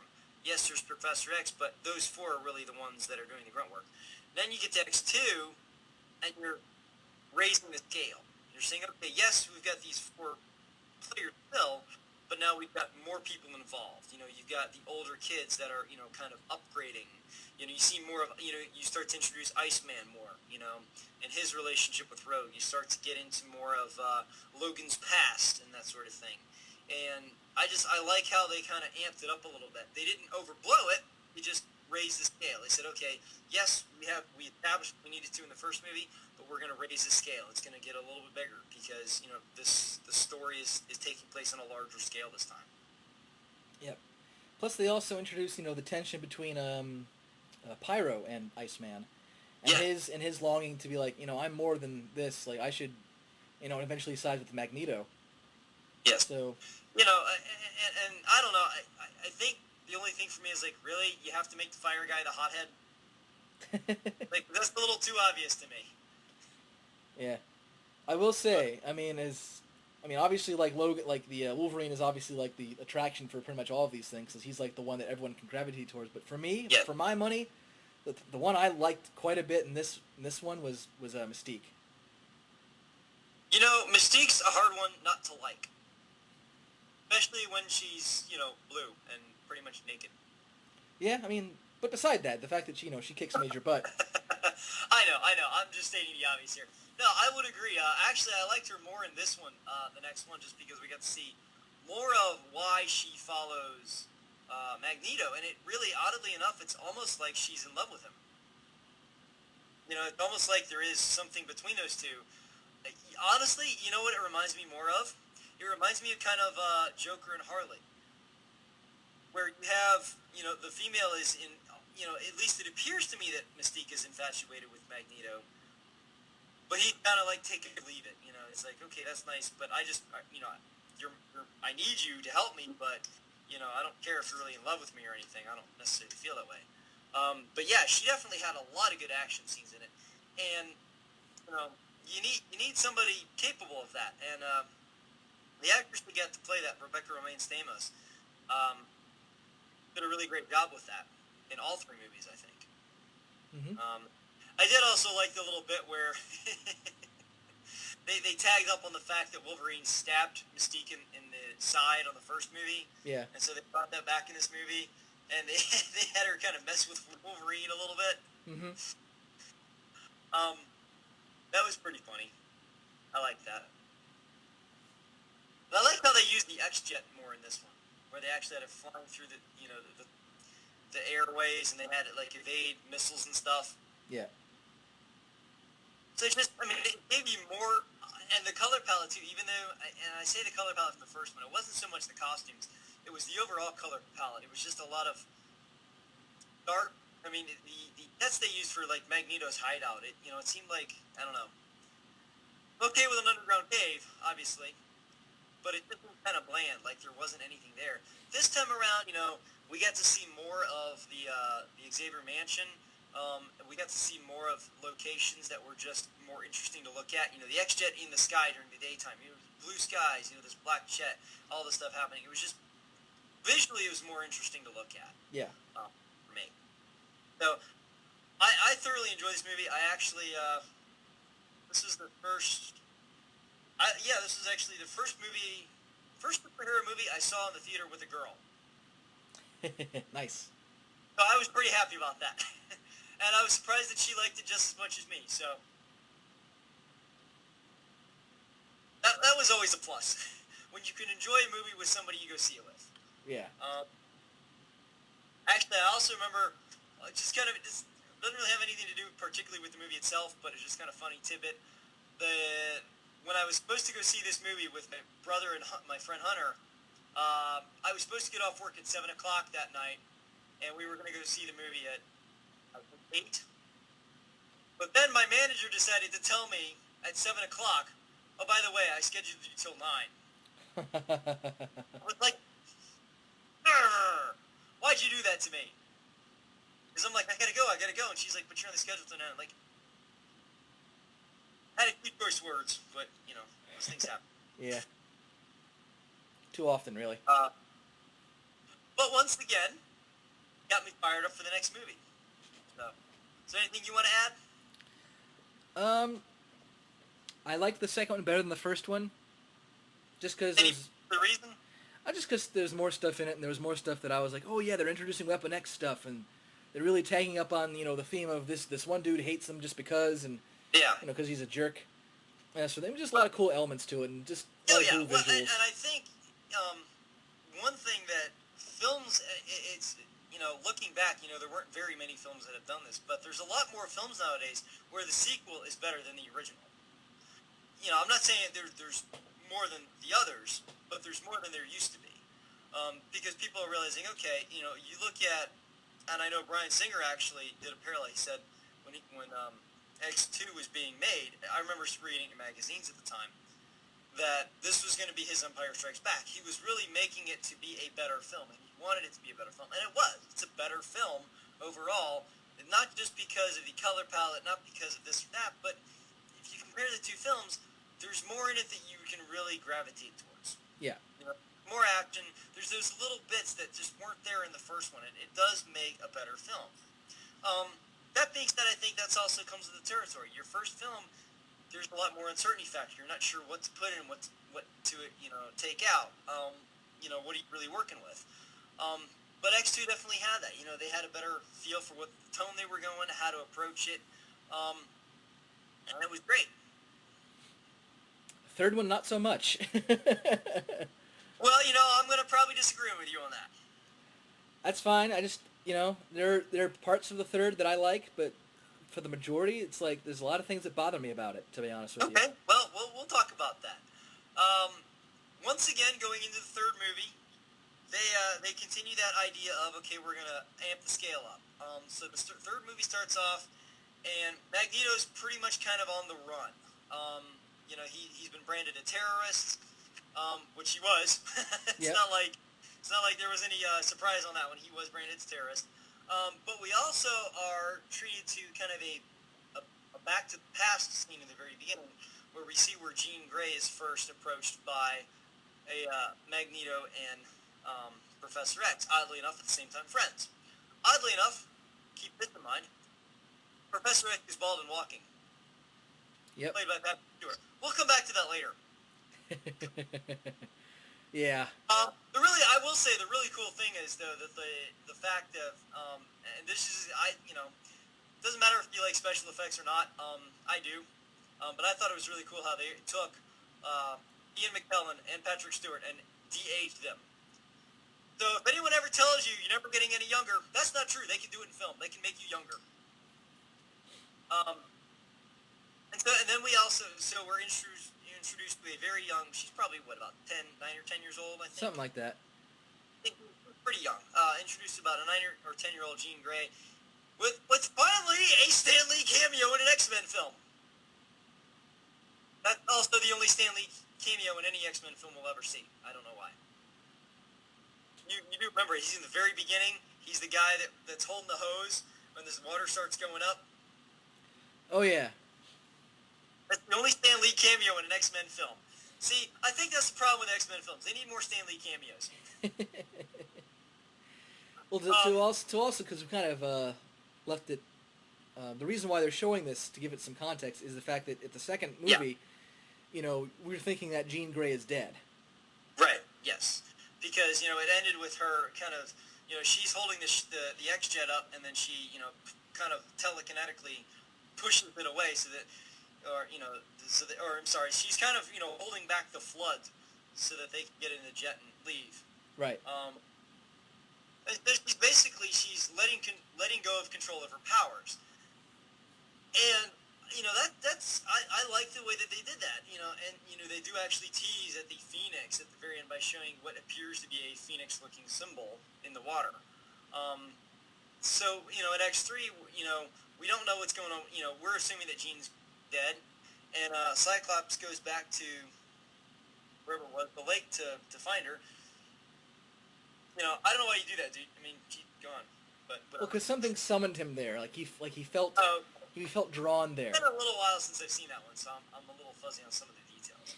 But he goes up there, and she comes back, and she's no longer Jean Grey. And she kills him. She kills him because she's. And I know a lot of people have a problem with this. Yes, I don't really like the fact that you kill off Cyclops, but I understand it.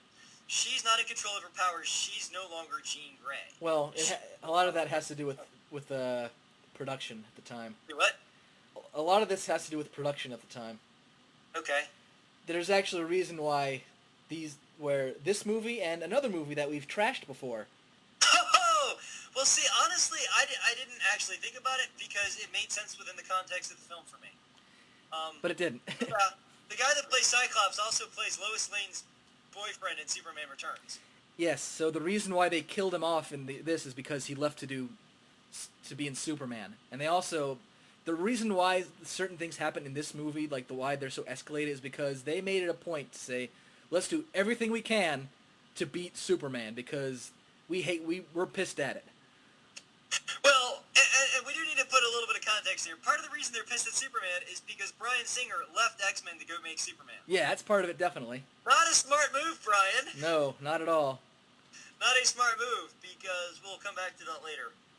But to be fair, I know some people have some problems with some of the story points in X-Men 3, but Bryan Singer had a lot of the story planned out for X-Men 3 already. Brett Ratner came in to direct, and this was one of those things of the studio has a film pretty much already, was almost done through pre-production. They it was like, okay, we've already got the ball rolling. We can't stop this. We need to continue it. We've got our production schedule. We've got, once the ball's rolling, we got to continue. We've got our cast and everything. Brian left. What are we going to do? Okay, we need somebody else who has made action movies with a group of people. Brett Ratner has done this. He's done it successfully. It doesn't mean that you guys necessarily like his films. I'm just saying the films that he's made have made money. From a studio perspective, that's what you have to look at. Who's made a film? Who's made a series of films? What types of films have they made? And were they successful? If so, okay, we're going to go with this. And the thing is, Brett Ratner coming in, he didn't want to change a lot of stuff. He said, you know what? I respect Brian's work. I want to make Brian Singer film. I want to continue what was here. I don't want to be the guy that's coming in and, and trying to, burn bridges or anything. I'm not here to do that. I'm just here to do the best job I can, with what you want me to do. So he came in and, they already had another perfect casting choice in this movie was Kelsey Grammer as Beast. Because of knowing that character from Frasier, it's not about the physicality. It's about the mindset, the personality, and that man fits that character perfectly. It's like casting Jack Nicholson as the Joker. It's perfect. Or Patrick Stewart as Professor X. It's just perfect casting. You really couldn't get anybody else. Right. And like I said, they escalate the scale, so now it's pretty much all over the world. I mean, and it takes place in different parts of the world. You also have this idea of the cure of mutant, powers and abilities with this new mutant they found who, he secretes this liquid basically or something. Well, no, he doesn't. I mean, his power is he nullifies everything. Some sort of aura. Yeah, and they extract they make a serum based on that or something. Yeah, and so you're also starting to introduce some of the other. And one thing I liked is the fact that they introduced the character of Angel, and they introduced him in a way that that establishes the fact that he's okay with his mutation to begin with, but his dad, basically treats it as an abomination. And he is going to be selected. They introduce him as that at a very young age, and then they fast forward, show him in the present day, and his dad is this, the one in charge of developing this cure. And so, guess what, son? You're going to be the test subject. And you have that father-son rift right there. And you still have the continuing rift between, and now that we talked about the rift between Pyro and Iceman. Well, they took that to the next level, and they have Pyro basically be one of Magneto's followers. And you have kind of, to an extent, and I think it might have been ahead of its, well, no, it was probably about the right time, 2006. But you have kind of, Magneto's kind of this, it's almost like Al-Qaeda. I mean, he's basically gathering his followers to, protest and do terrible things on a large scale. At the same time, the X-Men are dealing with, well, crap, we've got this cure thing coming up, and we've got Magneto rising. Great, what do we do? And, Jean's coming back, and she's flipping out on us because... And she's joined Magneto. Basically become the Phoenix. What do we do? And she joined Magneto. Yeah. Because, like I said, she was no longer Jean Grey. Right. And she was just following... I mean, it really is... And Wolverine put it best. He's like, sometimes when you cage the beast gets out, It gets to a point where the beast will make himself free, and that's what happened. When Jean let her powers go, she just... Well, I don't want to say she lost control, but she let go. She let her guard down. She let go of the control, and it consumed her. And honestly... I mean, even if you don't necessarily like the way it was executed, I at least like that concept, and I liked seeing it in a live-action format. And the way that the Wolverine kind of dealt with it on a personal level, and he was the one that, basically stopped her at the end. I thought that was a pretty good tie-up. The only thing I really had a problem with this movie was the fact that Nightcrawler wasn't in it. Because I enjoyed him so much from the first movie, I was very, very upset that he wasn't back. And like we said before, we did get a tease at Sentinels in the beginning with the Danger Room scene. That was pretty cool. I did kind of like the mutant versus, or the good mutant versus bad mutant kind of battle at the end. I thought that was pretty cool. Yeah. Some funny moments with Beast, where he's like, he's in the middle of, beating these guys up, and he's talking very eloquently and everything. And finally he's like, oh, you get the point. Yeah. Like he's trying to say something, nice, and he's like, well, back in, hold on. Shakespeare once said, but never mind, you get it.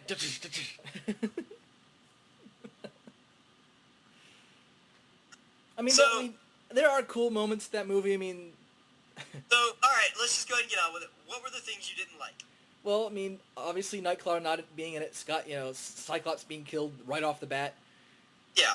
And there were just, I would have to watch it again to really pinpoint why I didn't like it as much. I don't hate it. I don't dislike the film entirely, but there is just something about it that didn't sit well with me. Or I guess, to me, it just, for whatever reason, I just don't think it's as good as the second one. It may not even be, in terms of, X-Men movies that have come out, I would say, my personal, list, X-Men 2 is definitely number 1. Okay. Wolverine Origins, number 2. The first X-Men, and then X-Men 3 would come as number 4. That would be my order of favorites. Okay.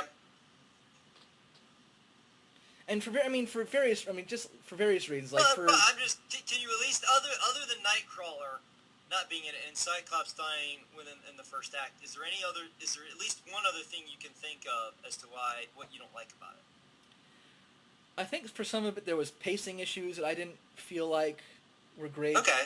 I think there may have also been some story elements that I wasn't fond of either. I mean, on one hand, I do like the idea of, hey, there's these certain things going on, like there's this one kid who they're dubbing as the Cure, and the evil mutants want to kill him because, hey, there should be no cure because we are who we are, and the X-Men want to stop them because you're bad guys, but we kind of agree that we are who we are. But then you have Rogue who goes and gets the cure. Yeah, or tries to at least. And they kind of tease that the cure may not be permanent because they eventually hit Magneto with it. Right. I don't know. There were just some things about it, maybe just part of the way it was done that I just didn't sit as well with it. I mean, as I said, there are parts that I liked. Well, it's interesting that you mentioned pacing because this is actually the shortest out of all the X-Men movies. It's only an hour and a half long, whereas the others are about 2 hours. Yeah. As I said, I would have to watch it again to see what... I mean, it may just be something that annoyed the heck out of me during the movie. And I don't remember it now because I've blocked it. How many times have you seen the film? Once. Okay. And that's kind of the thing. If I watch a film and I say, it'll probably be a long, long time before I watch it again. Yeah. I mean, I understand that. I'm just thinking, okay, if you've only seen it once... You're probably not remembering a lot of those. You're just not remembering those things. Right. That's why I said I'm sure there was something there that annoyed the heck out of me during it that made me not want to watch it ever again or ever for a while.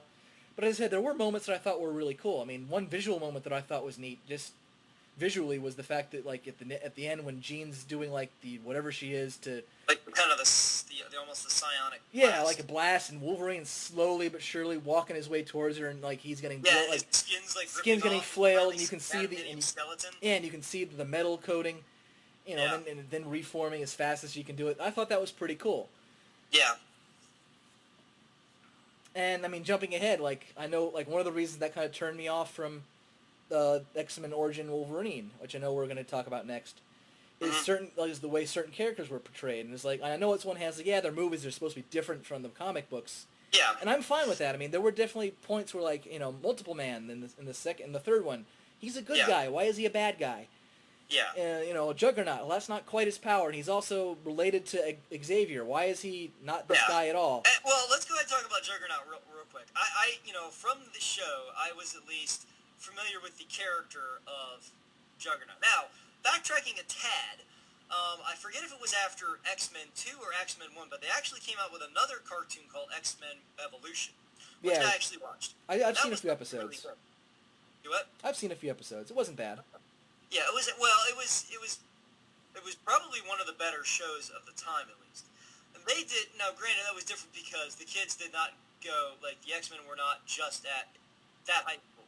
Like, they didn't live together and go to that same school. They actually went to a public high school, which, okay, right off the bat, that's, all right, that's not what it is, but I'll go with you on this.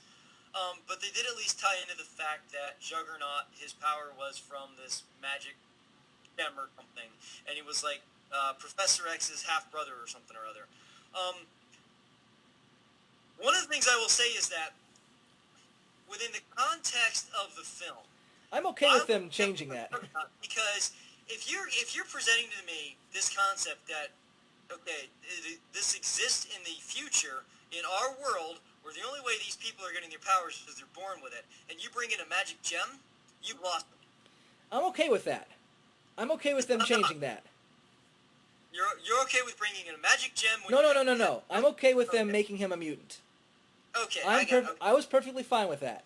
Yeah. It's sort of like, it's some of the other things. Like, well, you kind of missed the opportunity of not making him related here. You kind of missed something that was kind of cool. Now, I will agree and disagree with you at the same time. I will agree it's a cool concept. I will disagree that if you're going to bring him into this film, the way it worked in this film was fine, because if you tried to put that in, it would just bog it down too much. I suppose. I mean, it's... Because in the context of this film, if you try to... I mean, you already have 3 or 4 plot lines going on. Yeah, it's true. I mean, that we're taking care of. It was a lot. You try to do this, and we've had no indication of Professor X's family at all. Yeah. And you're going to bring them now? It's like, then you would have completely lost your audience. Yeah, I suppose that's true. I mean, it's... So... yes, I would agree. It's a cool concept. In future films, I'd like to see that. But in this film, I'm okay with that, because in the context of this film, it would have bogged it down. It would not have worked. And I'll kind of talk about that with X-Men Wolverines. There's a certain character there which I know a lot of people were disappointed with, but honestly, in the context, it worked really well. And it works on its own, because if you try to do that character the way it has been done in other mediums, it would throw you off. It would just not. It wouldn't fit. Let's not. Let's not dance around the issue. Deadpool. Well, no. Pretty much everybody was disappointed. That being said, let's now go back in time, because, and this is, I want to do a little bit of a breakdown of how this idea came about. So they were X-Men 1, X2, and X3. They were all successful, and so the studio says, okay, there's this really cool Wolverine story involving Wolverine and Silver Samurai. But it takes place in the past. Well, if we're going to tell that story, we first need to tell the Wolverine origin. So they do that, and they give, we have Wolverine Origins. And I had kind of flipped through the Wolverine Origins comic.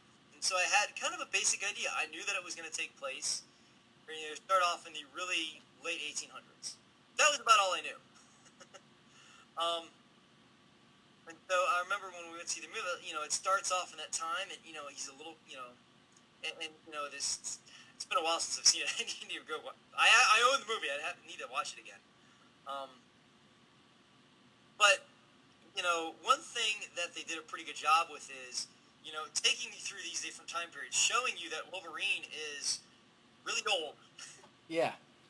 And the fact that, and when your body doesn't age as fast as a normal person, you're gonna have issues. It's not so much what your body can handle; it's what your mind can handle. Yeah. And he goes through a lot. He's in the the Civil War. He's in pretty much every big war. Yeah, he's in the Civil War. He's in the World War I, World War II. Vietnam, I think, was when they finally, get us back up to speed. Mm-hmm. Where he encounters Wade Wilson, I don't know, other people. I don't remember their names. I don't either. It's not that. I mean, it's really not important. It's a team of unique individuals. This is also where they, where he and him and Sabretooth are shown to be brothers, which I was fine with, honestly. I didn't really have a problem with that, or if they're related somehow, because honestly, their personalities, their physicalities, they seem kind of similar anyway, so that would make perfect sense to me if they're related. Yeah, I know in comics they're related some way, and I know in some they're sometimes considered father and son. Other times they're brothers. So, like it's changed over the years. Yeah. So them being related is fine with me. Yeah, as long as the relationship between the two, not I don't care if it's blood related or not related at all. As long as the relationship, the schism of those two characters is there, and it was. And the only thing I would say is Sabretooth doesn't look a thing like the way Sabretooth did in X-Men 1. Yeah, it's sort of. I mean, really, the problem with this movie is they do quite a bit of this movie and the other X-Men origin movie, which I've seen recently, too long ago. We'll talk about that one next. Yeah. As they kind of override some of the other things that happen in the movie, so it's a little weird. Well, and it's a little weird, and it, I'm not sure if they were doing a reboot, but using the same main actor, or if they're just, decided, well, we're just going to ignore it and hope nobody notices.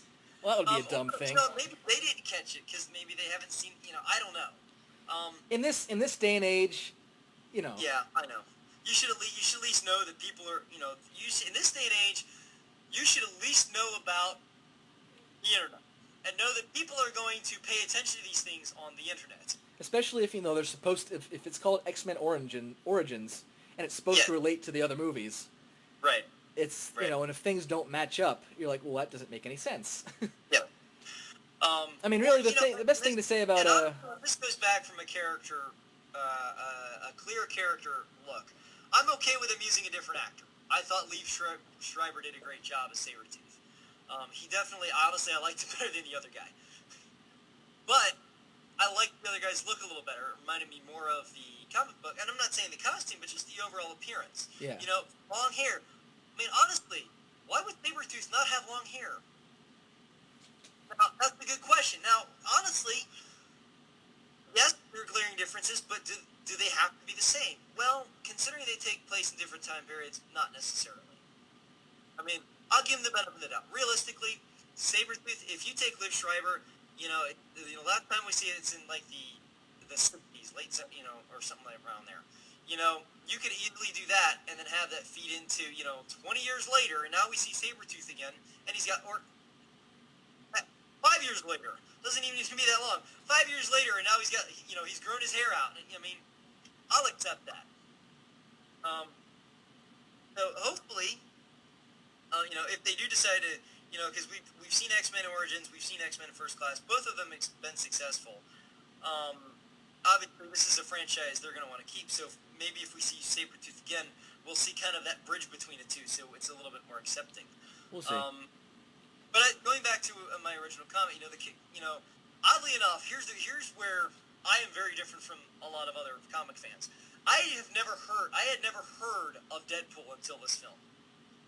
I didn't even know the word, let alone the character. So when I hear people saying Deadpool, I'm like, okay, who's this Deadpool guy? All right, whatever. I'll just wait till I see the movie. Saw the movie, liked it. Was it a perfect film? No. I think my only, a lot of things were done well. I think the only thing, well, two things for me. One, the woman that was supposedly killed by Sabretooth, I didn't get enough of a setup of that relationship. It was just kind of thrown into it. It would have been nice to have had a little bit more of a setup to that relationship so that when she was killed, I felt something for that character. Not to say I didn't feel anything. I'm not a heartless person. But I felt like that was a big moment that I should have been like, oh my god, she's dead. No, Wolverine, no, you can't. I should have felt something for Wolverine there. To me, I was like, oh, she's dead. That's bad. Wait, how long did we see her for, like 10 minutes? What's going on here? Yeah, I mean, I guess, the impact for that is, like, not only is she dead, but Wolverine can't remember who she is. Yeah, well, and that's kind of the thing. It's like, I felt like if there was a little bit more of a setup there, and I'm not saying you need a lot, but at least a scene or two to have a little bit more of a setup. A montage. They had a great montage in the beginning. Something to show me a little bit more of a setup, so that I felt something for that character. Also, and this is more on a aesthetic basis, I kind of felt like because we had already seen images and flashbacks to the surgery process from X-Men 2, I was a little bit I don't want to say bothered by it, but I was like, you already have some of this stuff filmed. Why didn't you look at that and match that film to at least make sure that the guys were wearing the same stuff, and so there was a little bit more consistency. Yeah. Take me out of the film? No. It didn't bother me, but it's like, okay. It's more like, since I'm a teacher, I I'd give this a B, use my rubric. It was like, okay, you got most of this stuff right. Here's a couple notes. Here's some things you improve upon. Take this home, do it over the weekend. With regards to the Deadpool character, first of all, I want to talk about the Blob character. The fact that I just thought Blob was a big fat guy, and I'm like, wow, really? That's your superpower, is you're fat? That's depressing. Now knowing that he's just invincible, I would say, okay, that's cool. That's actually a worthwhile power. You can't be killed. It's not quite how it works, but... Do what? I said that's not quite how it works in the comics, but we'll go with you on that. That's okay. That's how it was presented in the film. So that's how it was presented to me. And like I said, that's a much more worthwhile power than being fat. So that when he just kind of let himself go and got fat.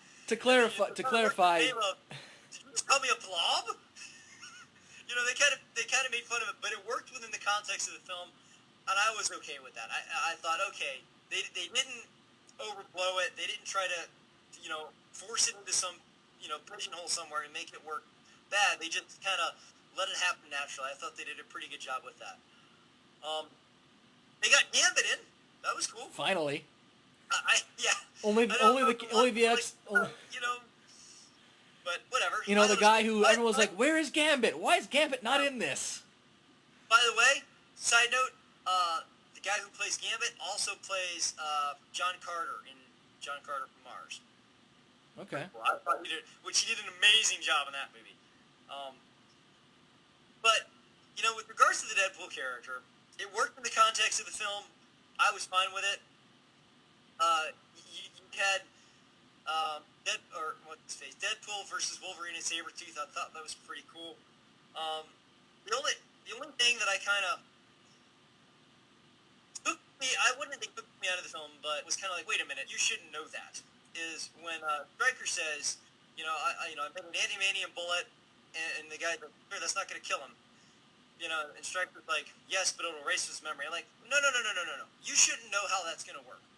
No. It's never been done before. You should not know that. The only thing you should be like, that's fine if you want to at least say, well, hopefully it'll knock him out, or it'll give him one hell of a headache or something like that. That's something you should know.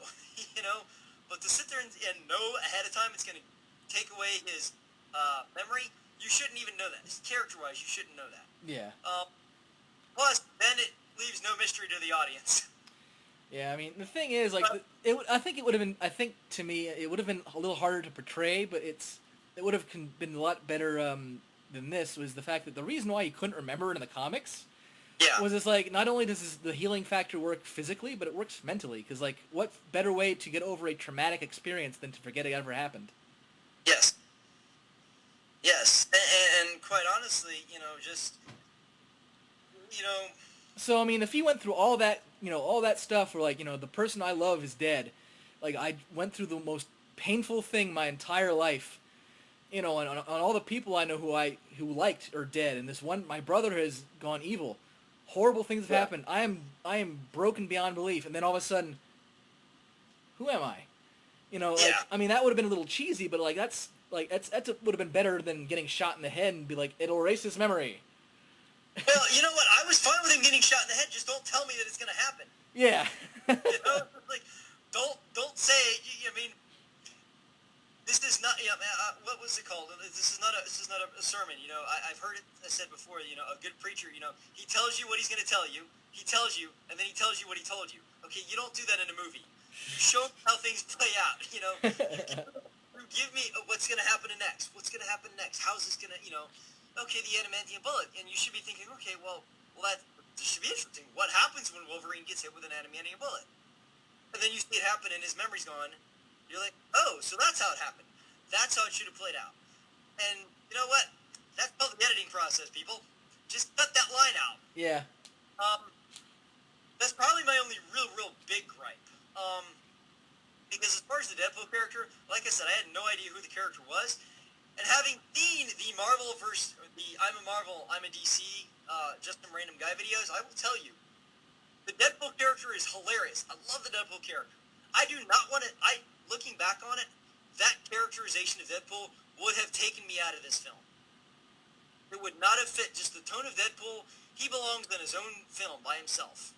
You know, if he wants to play around with some other guys, that's fine. But in this film, because it was taking place in the same tone, the same context of the other X-Men films, it would have not worked. Yeah. At least for me, it just would have not worked. So you know what? If you need to modify the character to fit into this tone, because it's already established, that's fine. Another example, you know, people love the Heath Ledger Joker, but if you took Heath Ledger's Joker and plopped it into Tim Burton's Batman, it just would not work, you know? Just because something works great on one level does not mean it's going to work great on other levels. Right. And I like the movie. It's Wolverine focused. It's, you know, it tells you the story about how he got started. Yeah, there's a couple not so perfect things, but as long as you can accept that and say, you know what, I'm going to ignore those. I'm not going to let them bother me as much. You can enjoy this movie because there's a lot of great stuff to enjoy about this movie. I mean, Wolverine takes down a helicopter. That's just awesome. Yeah. All right. I So don't care how cheap it is. That's awesome. yeah. So moving on from the success of that, they're like, all right, well, that worked. So let's focus on Xavier and Magneto, who is a interesting tale. And actually, it's not so much that because of the success of this. Wolverine. The Wolverine origin, and actually it was a Wolverine origin and a Magneto origin and a Professor X origin. They were all kind of in development at the same time. Yeah. And so they started to look at and I think it was just the story. They realized, we can't really have Magneto carry an entire movie by himself. We can't really have Professor X, Xavier, carry an entire movie by himself. But what if we had like the formation of the X-Men in the very beginning with the formation of the friendship of Professor X and Eric, you know, and so they worked it in, and they actually created a movie, X-Men First Class. And I will tell you, I love watching Magneto as like a James Bond Nazi hunter guy. That was awesome. It's like Inglourious Bastards, but with mutant powers. It really was. Well, and he was in that movie too, so it kind of makes sense. But and watching Charles Xavier use his telepathy to get women, it's like, yes, it's kind of like, it rehumanizes the guy for you. It also makes it more interesting because you're like, wow, I really want to see this guy go from this womanizing, you know, kind of, you know, genius person, well, I shouldn't say genius, but very intelligent individual who's kind of a womanizer, go to this, you know, wise, you know, this age-old man, you know, who, you know, has to be the leader and the teacher for these young people. You know, that's going to be an interesting journey to see play out. Right. We've seen some of it play out already in this film. An additional thing they kind of set up is that Charles and Mystique are like adoptive brother and sister, which is cool. When they started to introduce some of the other X-Men, they introduced which I know in the comics was Scott Summers' brother. Yeah. We're not sure how this relationship. He might be his father in this one. I'd be okay with that. I mean, because like I said, you know, it's all about what relationship, personality-wise, do the characters share. You know. Yeah, I think that'd be it. You know, if you're gonna make changes, okay, but you know, give us a reason for the change. Who's another character? Oh, I don't know the character's name, but kind of like the red Nightcrawler. Well, if you know anything about the comics, that guy and Mystique are the mother and father of Nightcrawler. Yeah. So I'd be real interested to see if they use that at all, you know, because that wasn't established here. But it's a really cool concept, and just the fact that they've established a lot. Another thing they gave us in this movie, another link to Kevin Bacon, because you know there just weren't enough movies with links to Kevin Bacon in them.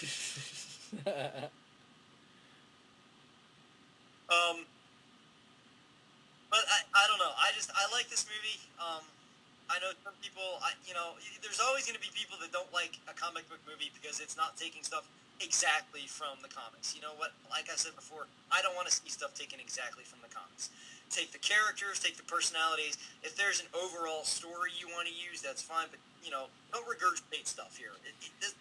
It's a creative outlet. We need to be creative, do something different. So as long as we're doing that, and they did that really well in this film, I thought. Still haven't seen it a second time. I've only seen it once, but from what I remember, this was the first X-Men movie I've gone to see at the midnight showing. Yeah, I had to. Do what? I never got a chance to see it in theaters. I saw it on DVD. Yeah, I saw it in theaters, and I wanted because I'm kind of a superhero movie hound. Like I want to see any and all superhero movies in theaters. Even movies like superhero movie, even if it's a comedy, I still would like to see it in theaters because there's something about seeing it on the big screen with an audience. You know, you're not going to get that experience at home. Well, some things are worth that, you know. Yeah. Like it's the same movie, yeah, but sometimes it's the experience that's all the difference. Yeah. And for me, what I've learned and what I've talked about before with a lot of movies is, for me, the movie is the experience. It's, you know, it's not about the movie itself for me in a lot of cases. It's the experience. Part of the reason I go back to it because you want to relive that experience. You know, it's not about. I mean, good example, Batman Forever. I don't know how many times I've seen that movie. I don't go back to watch it because I'm like, oh, I forgot what happened. No, I remember what happened, obviously, but it's like, I would like to go back to 1995 and remember the experience I had the first time I watched this movie. You know, it's like almost like a comfort movie. You know, some people have comfort food. I have comfort movies.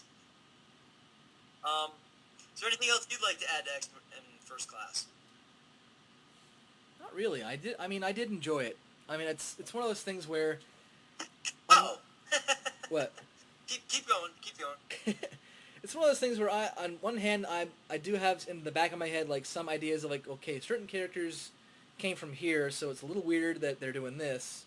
Yeah. But blah blah blah blah blah. But I don't try to get that caught up with. But also, what kind of works in my favor is because I don't really keep up with comics anymore. Yeah. Or as much as I used to. Certain things and story elements, I don't really retain for that. So, I'm not held up by that, where I can experience it and not be like, oh, this didn't happen the way it did in this. Blah, blah, blah, blah. Like, I can take it for what it is. So and I don't know how it is in Marvel Comics, but I know in DC Comics, at least, especially with Batman Comics, a good example is, here's a good example. Okay, let's look at, some of the most notable graphic novels. You've got Year One, The Long Halloween, Dark Knight Returns, and Nightfall, that I can think of off the top of my head. Well, realistically, those don't really fit into a specific chronology or storyline or story arc. That's okay. I don't need them to be. You know what? I'm going to formulate a chronology and an idea in my head. Just because it happened in the comics doesn't mean I necessarily want it to happen in my head. In the 1950s, in Batman comics, Batman was in space. You know what? I don't like that idea. I'm just going to ignore that from my head. Early man, wearing a bag over his head. Don't really like that idea. I'm just going to ignore that from my head. To be fair, that was only very briefly in one issue. I know, but I'm just saying. The nice thing about comics and what people forget, I think sometimes, is that look, just because it happened in a comic, that's not the Bible. It's not like this is how it is. We cannot change this. I mean, honestly, people that say that, it's like you guys are no different than these fundamentalist people from religious groups. It's like you're just as crazy. This is the word. No interpretation. No whatever else he says. It is the word. Yeah. Robin Williams said it best. The word. Number differences. So we're all brothers and sisters. That's right. What about the Big Bang? No, just went click. Yeah, exactly. It's like, be open to interpretation. A perfect example. I know at least with the Amazing Spider-Man. Well, from what I recall, there have to have been elements from that. Or I have a friend of mine who is very upset with that movie because Peter's parents were not scientists; they were spies. Guess what? It's called adaptation, people. It says based on characters appearing in comic books. It also says based on characters appearing in comic books. It does not say based on storylines from comic books. Yeah. It says based on characters from comic books. So take it with a grain of salt. A grain of salt. I'd rather not have salty grass. I I'd rather not have grass, period. I don't like the idea of eating grass, but whatever. I will say, I know that two things to look forward to. Oh, first of all, let me do a quick tag on before I get into that. One of the things I was talking about before with the whole idea of X-Men and how we have the, it started in the 60s, and the idea of civil rights and all this. Well, part of the reason X-Men First Class started off in the 60s and they had it as a period film was because the comics themselves started in the 60s because they wanted to kind of bring it back. But a great parallel you have there is Xavier is kind of like Martin Luther King, and Magneto is kind of like Malcolm X. Xavier is very much the peaceful protest, let's go nonviolent, whereas Magneto is like by any means necessary. So I think I think they took a great idea and concept of using those two characters as parallels for those real-life individuals, and they were able to incorporate that into the story very well. Yeah, I thought it was good. But a couple of things to look forward to. Tag back up real quick, Wolverine's Origins. We are going to have the sequel, The Wolverine. It's not going to have Wolverine Origins attached to it, or X-Men Origins. Just flat out The Wolverine. It will be directed by Darren Aronofsky, who created a couple of films I can't understand. But who did make a film called The Fountain, starring Hugh Jackman. Hugh Jackman will be reprising his role as Wolverine, because that's all a man does nowadays. When he's either playing Wolverine or is he on Broadway singing and dancing. That's his gig. That's what he does for a living. Or, helping giant robots box. Yes. Which I did actually hear that movie was actually pretty good. Because it really was not Rock'em Sock'em Robots. It really was more of Rocky, but with robots. I know, but it's just... I know. The joke's still funny. Don't get me wrong. It's still Rock'em Sock'em Robots. But at least, hey, it's not based on a game. It was actually based on a boxing movie. Yeah. It just happens to be did no one notice the similarity between this and a game that people have been having since forever? Did you not think that people would not make that association? That's true. That's very true. They said that, Silver Samurai will be the main antagonist in that film, and it will be taking place in Japan. So I think it's going to be pretty good, and they're going to go pretty much balls to the wall. They're going to have... it's going to be an intense film. It's going to be darker and grittier and all that good stuff. So we'll get lots of Wolverine slashing action. That's good. That's what we need. Yeah, and we know that Darren Aronofsky, hopefully, as long as he doesn't make it too artsy, I'll be okay with it. And also, there is going to be, because X-Men First Class was successful, they're making a sequel, because what they want to do is make that basically a prequel trilogy to the original trilogy and a prequel trilogy to lead up to the first one. Cool thing about this one is its kind of title is X-Men First Class, or X-Men Days of Future Past. But it's something to do with time travel. Patrick Stewart will be returning as Professor X. Huh. That's all I know. All right, well, cool. So, we'll have those two films to look forward to. I do know that there were a couple of... there was a Wolverine anime made. I tried to watch it, and he just didn't look like Wolverine. It wasn't Wolverine. The only cool thing was that something to do with... he was drinking a beer on top of a rooftop. And the ninjas came and attacked him, and so he was fighting them off. And his can of beer got dropped, and it was falling down the building, and he somehow was able to get down there to the building, catch his can of beer before it spilled. That was about it. Other than that, I can't think of much else to say to the X-Men. I know we talk about Wolverine a lot, but that's partially because he's in every film. Even including X-Men First Class, he had a cameo. I'm not going to tell you. If you haven't seen the film, plus family-friendly show, I think cameo. Yeah. The only thing I'm going to add, just because this is sort of my area, and I'm not going to talk too much about them because I don't have any of the games, is they've made quite a few of them. Okay. Nearly all of them on the NES suck. That's pretty much the given rule for that one. Now, why do they suck? Is it the gameplay? Is it the graphics? All the above. Okay.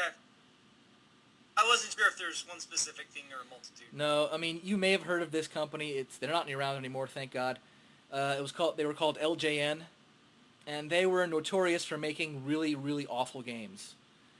And how so they it's more like crank it out, don't worry about the quality. Pretty much, and it's one of those things like how they kept managing to get licenses because they did a lot of licensed games. Oh wow! And so it's like they must have spent all their money on getting the rights, and then like no money left over for making the game. Yeah, and did nothing because one of the first X-Men games is almost unplayable. It's so bad. Yeah. I do know that some of the next generation ones, like the SNES and Genesis, were pretty darn good. I think the one on Genesis was probably the superior of the two that I can recall. And the one that I remember most fondly, and I don't have it yet, but I will one day, because it's on Xbox Live, is the X-Men arcade game. Okay. And that was a 4-player... I think I've played this before, actually. It's a 4-player game. You can play as Wolverine, Cyclops... You gotta have Beast in there. I don't forget who the others were. I want to say it's Beast. Storm, I think, was one of them. Or not Iron Man, Iceman. Or Storm. I think it was Storm, and there was one other, I think. And it was co-op play, and you go through all these levels, and you fight Sentinels by the Horde. Oh yeah, just your classic arcade game. Yeah, it's a classic beat-em-up arcade game. It's really, really fun. It's on Xbox Live. I want to get it. Cause it was you need to get it. Yeah. You need to get it, and when I come up in December, we'll play it. So I know that was definitely a classic, like, really good example of, hey, you can just have guys mowing through enemies with superpowers. Yeah, and honestly, I don't know why they didn't think of that before, because the X-Men, I mean, everyone has a different power, and they have a different look. That's all you really need for a classic arcade game. It's like, come on, these things write themselves, people. Yeah, so I don't know of any of the newer games. I know the one they based on the Wolverine Origins was decent. Yeah. I haven't played it myself, and I do. One thing that's pretty cool about that game is there's an unlockable where you can unlock his original costume from the comics. So. Original? Which original are we talking about? The one you were longing for. You mean original, like the yellow and blue? Yeah, like that's an unlockable costume. Because I've seen a couple. I mean, he has so many different costumes in the comics. Yeah, I know. He's got like the yellow and blue, some that are yellow and black, one that's brown and orange. Yeah, that was like in the early 90s. Which should make you just puke because it reminds you of high school. Yeah, for me, definitely. By the way, I gotta tell you this. I totally forgot about this. I was watching an episode of Smallville the other night because I've got it on DVD. Yeah. It's like the first 2 seasons. I was like, and it still holds up. But the episode had to do with there was this girl, and she would her ability was she could kind of suck the life out of you. She was kind of like Rogue. Where she would drain your energy, and so she would stay young. And so one of the characters, Chloe, who would always she was like the main journalist. She would research and everything. She was researching the girl, and she's like coming up with all these high schools she's been to. She came across Piper High School. Your high school is in an episode of Smallville. Apparently, wow. I thought, holy crap! I gotta tell Andrew. I wonder if she was involved in any of the stabbings we had. I don't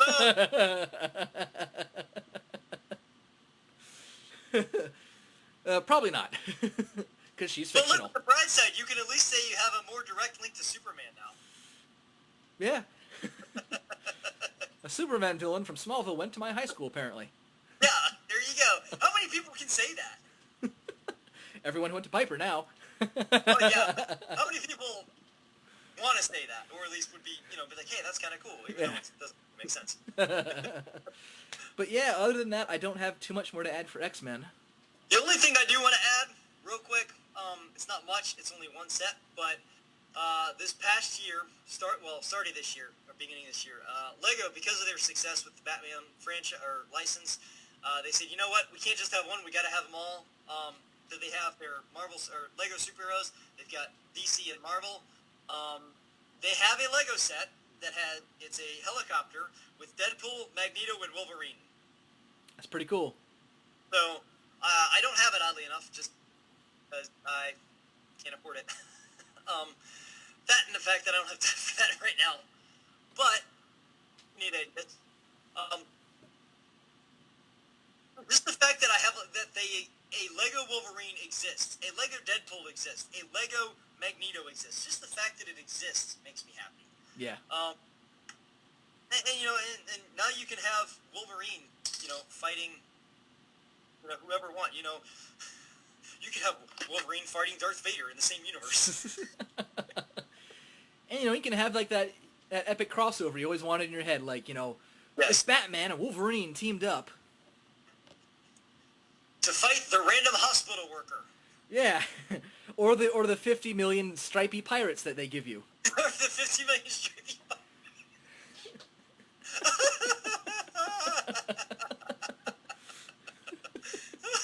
The 50 million stripy pirates led by Jack Sparrow. Forget Attack of the Clones. It's Attack of the R Stripies. That's awesome. I love that. Sounds like a Sesame Street episode gone bad. Today's show is brought to you by the letter R.